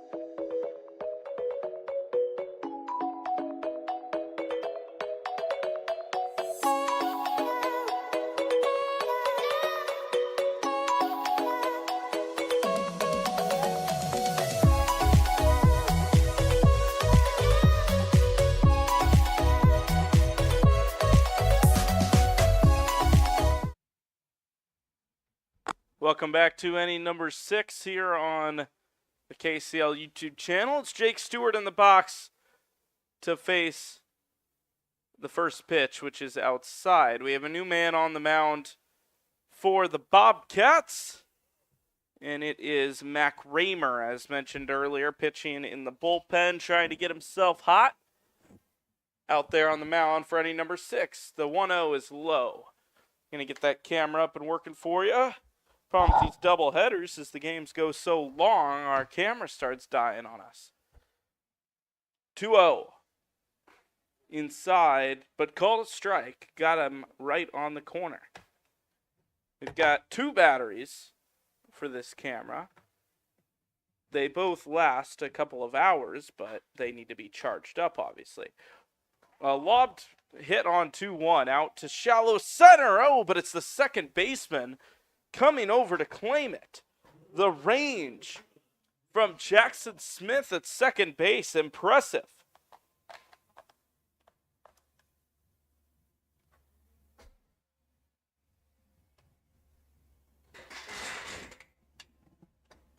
So 1 down.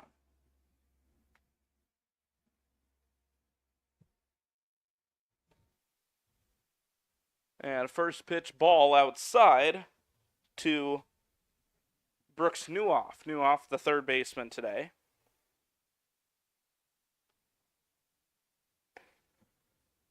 The 1-0 off the outer edge of the plate, 2 balls and no strikes. Newhoff 0 for 1. He walked his first time and then popped a ball very foul down the third base line, but Dan Moselle was able to track it down. He fouls off the 2-0. This one will not be able to stay in play. No ballpark has that amount of foul ground, but the 2-1 upcoming. Just high, 3-1.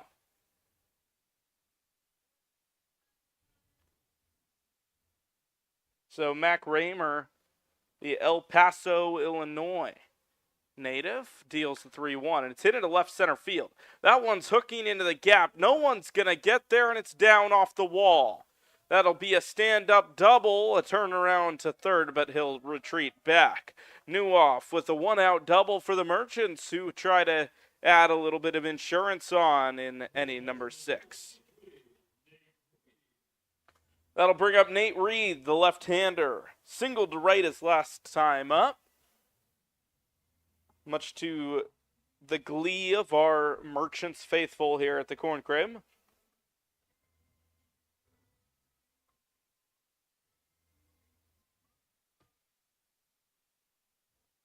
So left on left matchup. Raymer deals the first pitch to Reed. It's in there for a called strike.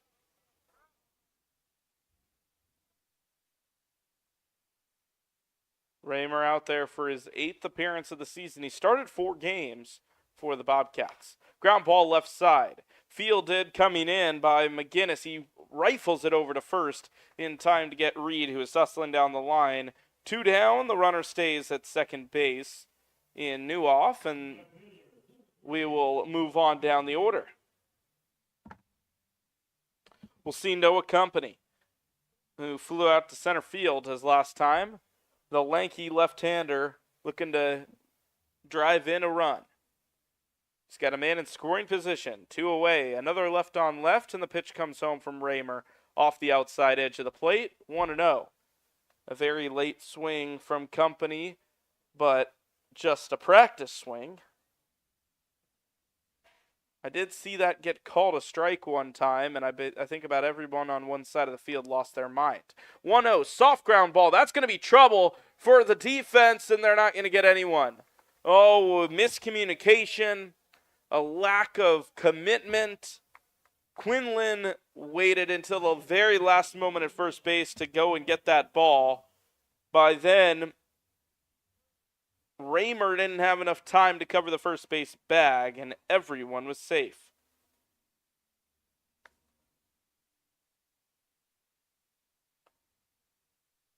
So up comes Clay Kahn. Kahn, the switch hitter. Runner on the move. They will throw down to second. It's high but cut off. Throw comes home, and it's over the head of the catcher. Moving up to third is Company. They'll pump fake the throw, keep it at the home plate. 1 run scores.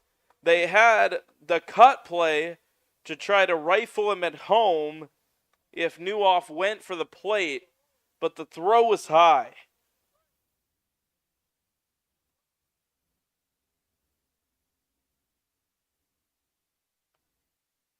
So I would assume we'll see a stolen base and an error by the second baseman. Another run for the Merchants, and now a pitch off the outside edge, called a ball. 2-0 quickly the count to Clay Kahn.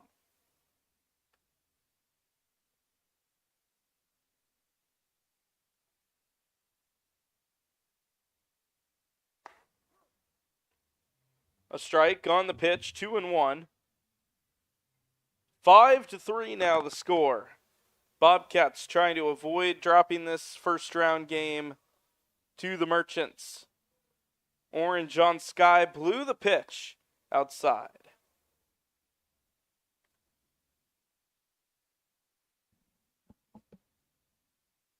Bobcats are going to have 2 innings to get 2 or more runs, and maybe they'll require even more than that. 3-1. And that one just misses the strike zone. It's the second walk of the day for Clay Kahn, who's reached base in every at-bat today, or every plate appearance, rather. But I guess both are true. We're going to see a quick mound visit, and we'll take a short break here on the Colonel's Collegiate League YouTube network.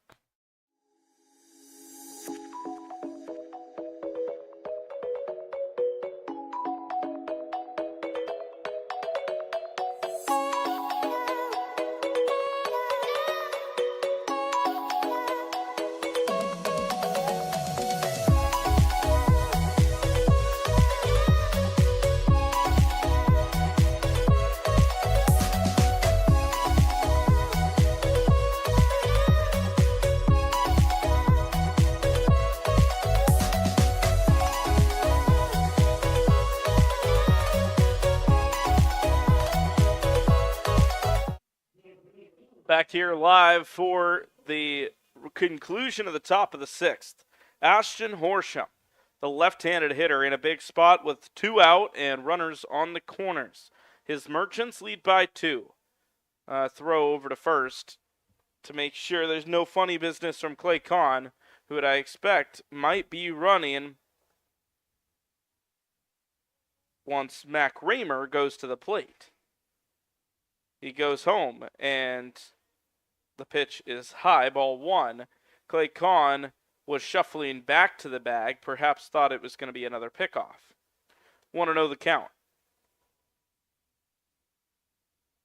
Now he goes. The pitch is dropped by the catcher. Company didn't get a good read on it, and he will not be able to score. But a passed ball will allow Clay Kahn to cruise into second without a problem. He was stealing on the pitch, but the dropped ball left no doubt. Still an opportunity for the Bobcats to get out of this with just the 1 up on the board. But a hit here may be the first nail in the coffin. The pitch. Line drive left field, hooking, and it will go foul onto the hill in left field.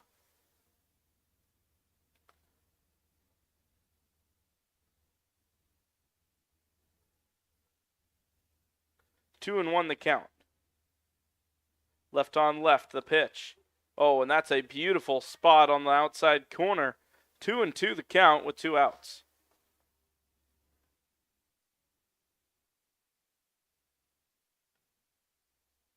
Two on, 2 out, 2 strikes, 2 balls, and here we go. It's outside. Full count pitch upcoming to Horsham, who walked his last time after grounding out and flying out his previous 2.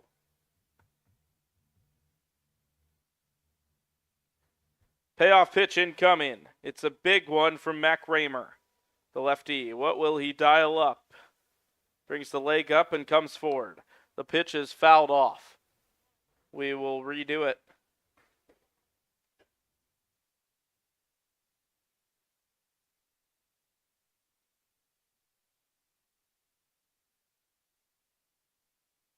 Another payoff pitch coming. Horsham awaits. The pitch from Raymer. Popped left side. It'll stay in play. Can they get there? No. The ball fell before Company and Mark Wagner, or rather Moselle and Wagner, could converge on it. But they certainly tried their best. We'll do it again.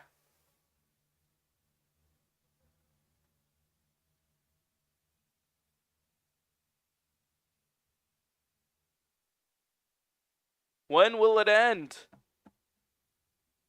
Another 3-2 coming. The defense is ready. At normal depths. The 3-2.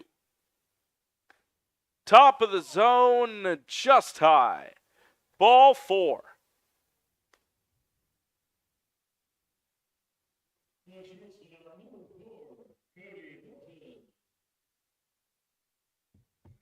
The bases are full once again for the Merchants. Bases loaded, 2 outs. Cody Morton in the box. He watches the first pitch dance outside, ball 1.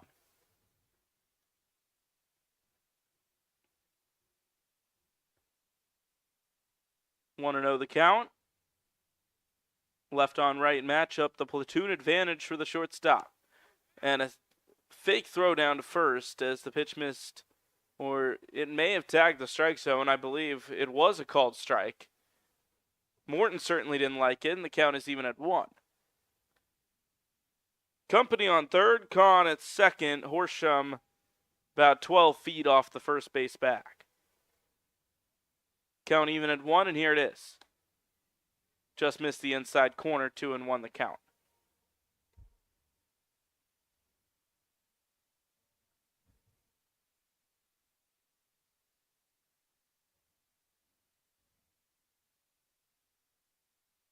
The lefty deals. Swung on and missed. It was a changeup. Morton was well ahead, 2-2. Today for Cody Morton, it's been an efficient day. He did strike out his first time, but since then, a sacrifice fly and a double, which at the time gave the Merchants the lead. He grounds the ball to the left side. Backhand sliding stop. Across the diamond, not in time. They'll try to score a second throw at home, not in time. Oh boy, that is beautiful base running. Morton beat it out. McGinnis did all he could. And then Clay Kahn came all the way around to score. Horsham moved up to third, and it's 7-3.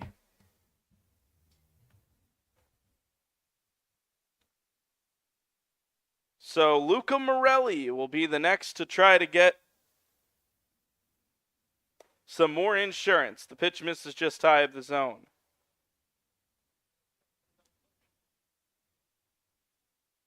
Three runs in this inning, the most by either side in a single frame.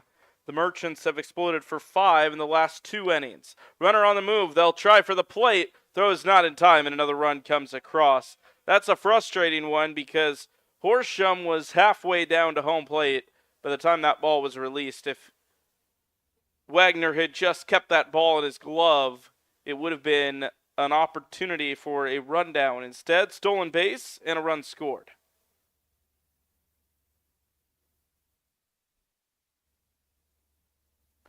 Eight to 3. First pitch, popped up right side. Playable for Quinlan, who makes the catch. 4 runs in the frame. And looking good for the Merchants to move on in the winner's bracket. We'll be right back.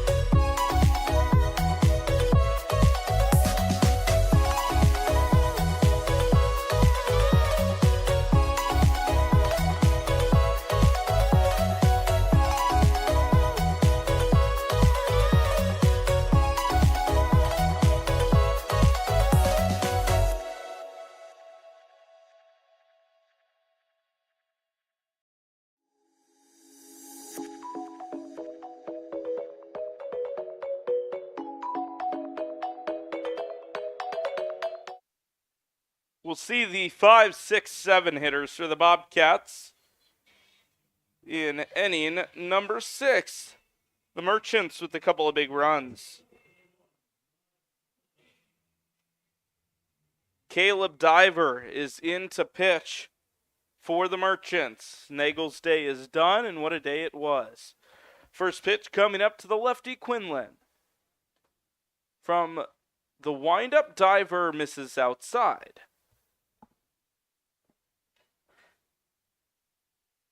Want to know the count with nobody out. The Bobcats with 6 outs to work with to overturn a 5-run deficit. A swing and a miss from Quinlan on the 1-0. It was right down the pipe, and Quinlan couldn't catch up to it. Count even at 1. From the windup goes Diver, and the pitch is on the outside corner for a called strike. The count moves to 1-2.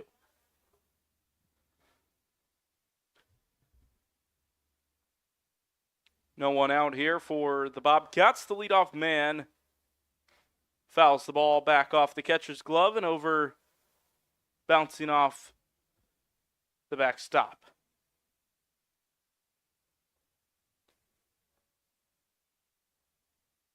A new ball in play for Diver, who enters the game for the first inning today as first relief for Dylan Nagel. Diver back on the mound. The right-hander towing the rubber goes into the windup, and the pitch is slashed foul down the right field line into that catch netting for the bullpen, but conveniently stops the ball, so the Bobcats dugout don't have to go too far to retrieve it. 1-2, the count remains. Another pitch from the righty. Outside of the zone, the count is even at 2. Quinlan will be followed up by Bennett Summers, who stands in the on-deck circle. A 2-2. A curveball tried to find the top part of the zone, and instead a full count. Quinlan today 0 for 1, walked and grounded out. Here's the full count pitch, struck him out. Fastball in the outer half. Quinlan couldn't catch up, and there is one away.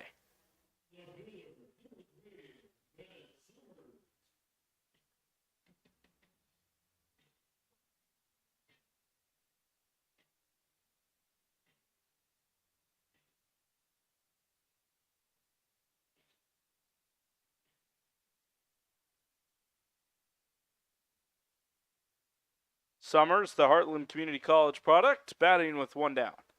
First pitch from Diver. It's fouled off and straight back into the batter.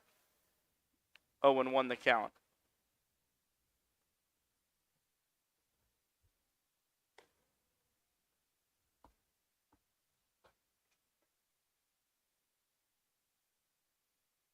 Summers lines the ball right side. It'll hang up and is caught by Clay Kahn, 2 down.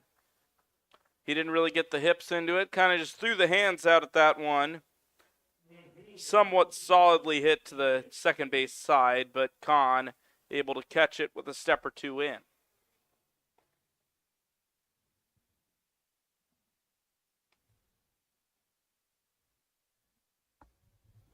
Two outs, still no one on for Chase Weiss. First pitch at the knees, a called strike, 0-1.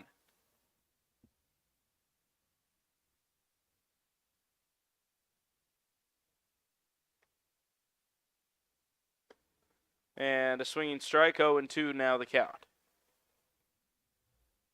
Merchants trying to get out of this inning very, very quickly, and they've certainly got a chance to do that. Weiss 0 for 2 today. The pitch from Diver. Popped up, foul. It'll go out of play and will clank down onto the roof above us, where it will fall to my right.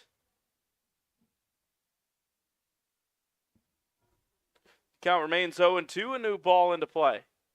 The pitch to Weiss. Sawed him off, and a foul ball will keep the count alive.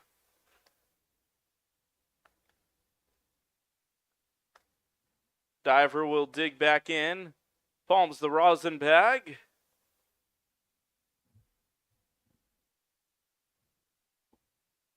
Back set on the mound for another 0-2 pitch. Here it is. Got him looking. Slider on the outside corner. Never had a chance. We head to the 7th when we return 8-3 Merchants.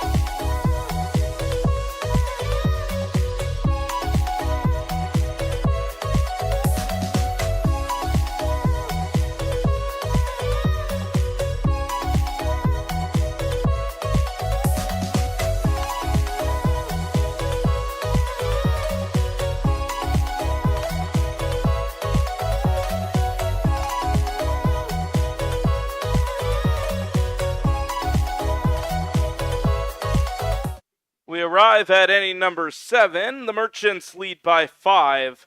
The Bobcats try to hold them firm there. It'll be Daniel Bastidas, who grounded out to the shortstop last time up. He hits a ball off the end of the bat to the second baseman, Jackson Smith. Shuffles, underhand toss, 1 away. Easy enough, 1 away.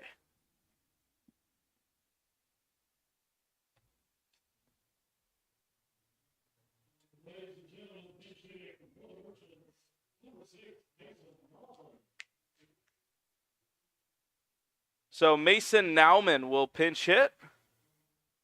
The first pitch to him is on the inner half of the plate, called strike 1.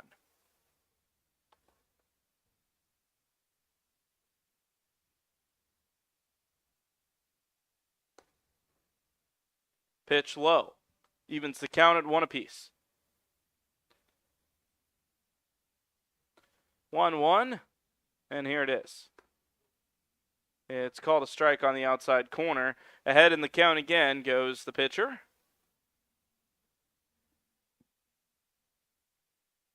And Nauman looks at called strike 3. Inner half off speed. Froze him, and there's quickly 2 down.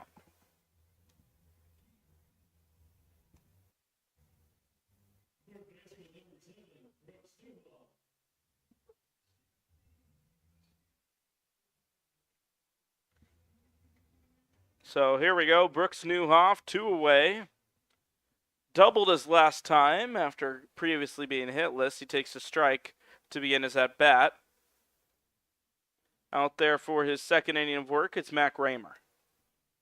Raymer misses inside with the 0-1, and the count is even at 1 apiece. Newhoff, the right-handed bat, stares in and hits the ball foul right field line, well out of play, into the seats. 1-2. The pace of this game has rapidly quickened the last 10 minutes or so. The 1-2 misses outside, and the count is even once again. 2-2 with 2 outs. Bases empty for the Merchants. And here it is. Line drive right field. It'll skip once ahead of the right fielder, and it's a 2-out base hit as Weiss gets it back into the infield. Newhoff on for the 3rd time today.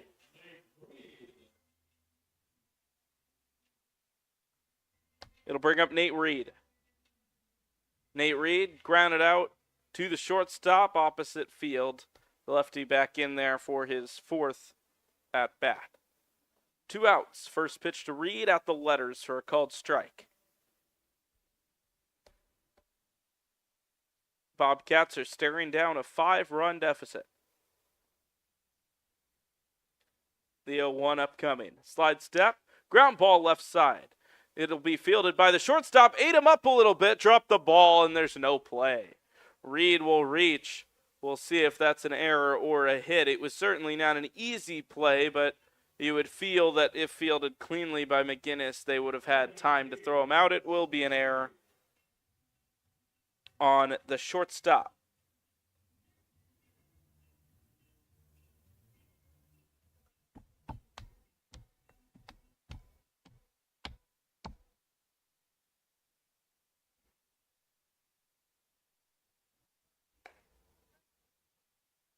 First pitch taken upstairs. It's Chris Casey into the game now for the Merchants to hit, taking the spot of Noah Company, batting in the 9-hole. Casey receives the pitch, swings and misses on the 1-0. It was a slider that ran in on his hands. He swung through it, and the count is even at 1. 2 on, 2 out here for the Merchants. The pitch. Swung on and missed. It was in the dirt. Casey goes after 2 balls in a row, turns them to strikes, and the count is 1-2.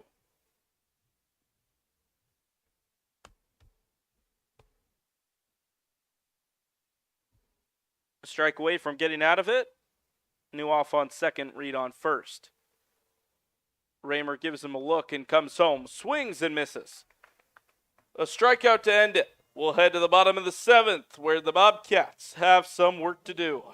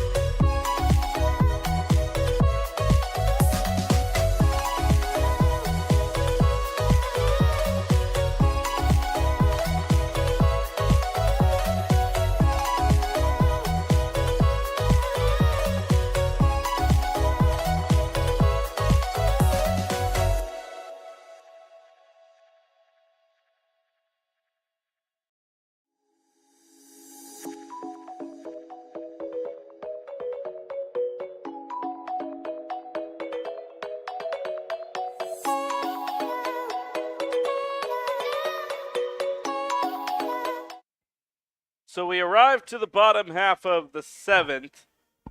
Just like that, our camera has gone out again. These batteries have been juiced for all they're worth, but for your entertainment. The score 8-3, the Merchants 3 outs away from advancing to the winner's bracket semifinals.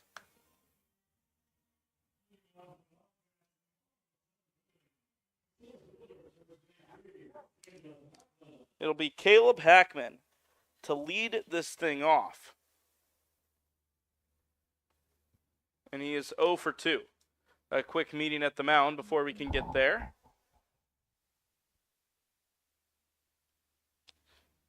As it stands, the Merchants would move on to play the Ground Sloths tomorrow night, whereas the Bobcats and the Blue Caps would square off, where one of their seasons will conclude. Hackman in the box, we begin. First pitch misses the zone. It's Tyson Sorensen on the mound for the Merchants. 1-0 the count. The right-hander with one of the more interesting pitching routines in the KCL fires a strike on the 1-0. Hackman batting in the 8-hole today, just his third time up to the dish. Struck out swinging and grounded out to short. And will bat as the leadoff man in this inning for the Bobcats. The pitch. Foul ball, right side over the screen and out of play. 1-2.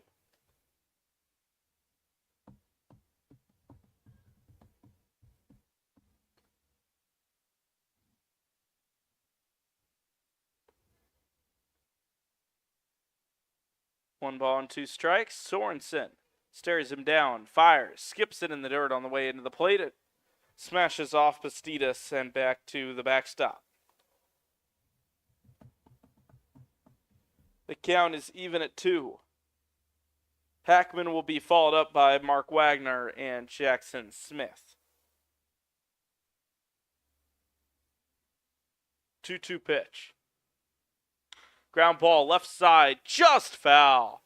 Oh, it looked like it might have skipped over the bag, but our home plate umpire, who's standing 90 feet away from that crucial intersection, has judged it foul.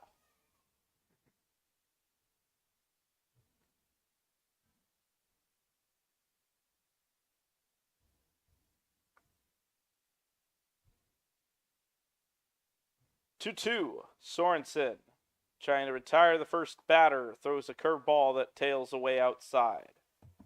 The count is full.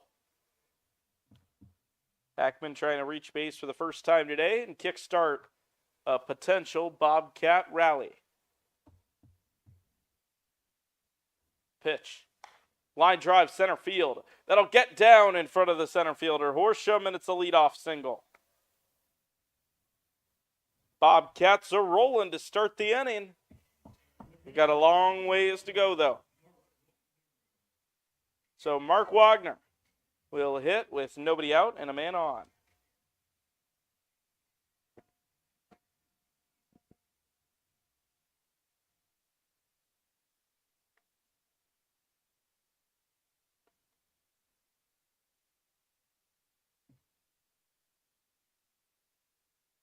First pitch to Wagner, and he fouls the ball back to the screen. Put a good swing on it, but just missed the barrel. 0-1.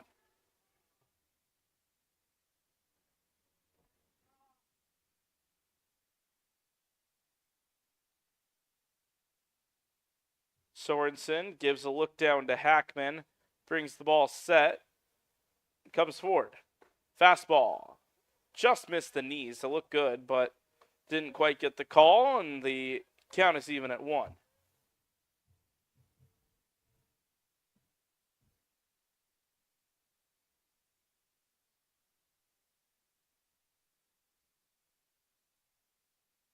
One the count with the man on first. Big swing and a miss. Elevated the fastball, and Wagner swung right through it.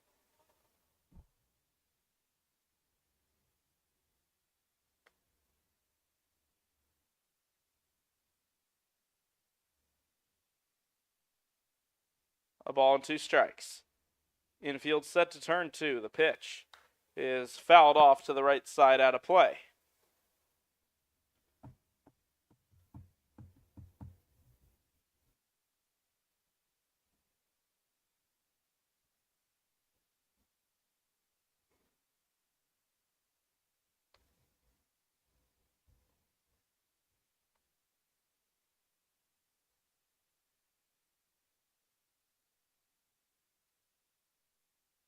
A 1-2 pitch upcoming.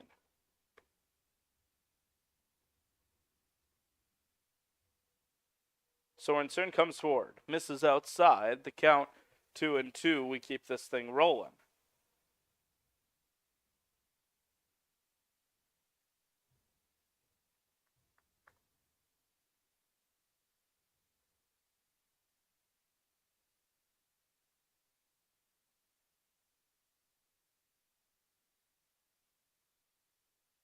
Here it is. Skips in the dirt. The count is full.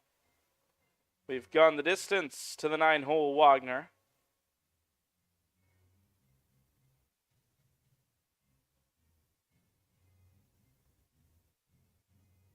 Five-run deficit for the Bobcats. Wagner facing the 3-2 from Sorensen. Here it is. Swung on and missed. It was a change-up that ran down on the hitter. And the bat was not long enough. Hackman stays on first, one down, and it'll be Jackson Smith who homered his last time up.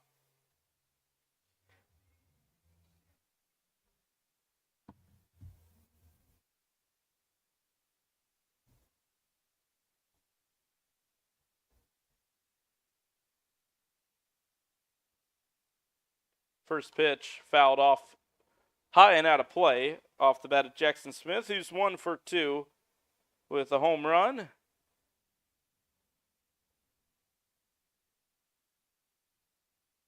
He's walked and struck out his other 2 plate appearances. 0-1 the count. Slight shift to the right to accommodate the left-handed hitting Smith. The pitch is outside. The count is 1-1.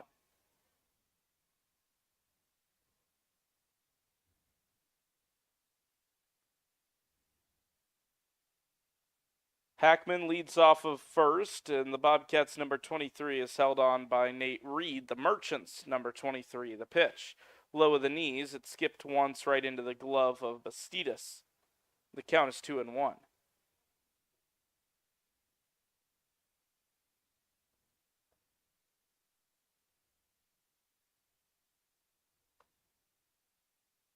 Two balls and a strike, one away. The outfield way deep for the hard-hitting Jackson Smith. And he rips the ball to the left side, past the diving glove of Morton and into left field. Hackman will round second but stay there, and it is a one-out single for the number 1 hitter in this order.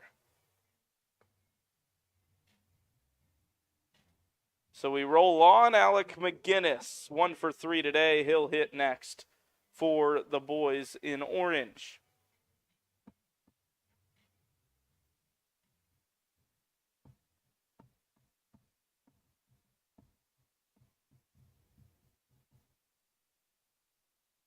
Outfield of Jake Stewart, Ashton Horsham, and Chris Casey. Set to receive a fly ball. The pitch misses high. Infield of Brooks Newhoff, Cody Morton, Clay Kahn, and Nate Reed. Bastidas still behind the plate. And it's Sorensen out to try to finish this one. 1 out, 1-0. McGinnis sees the pitch from Sorensen. It's in there for a strike. Right at the belt, 1-1.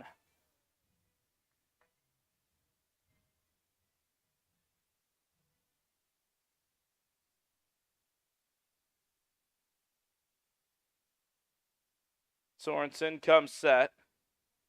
Quick check on second, comes home and misses wide left of the catcher. Goes to the backstop. Both runners will advance. Sorensen frustrated out there after allowing the runners to move up, and that leaves first base unoccupied, and the double play opportunity essentially impossible.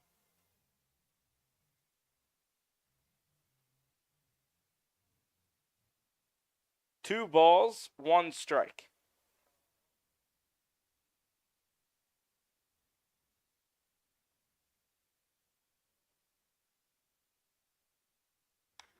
Line drive, right side, caught. Oh, that was a dart at Clay Kahn. He went up and made the catch. No play at either base, and there's 2 down.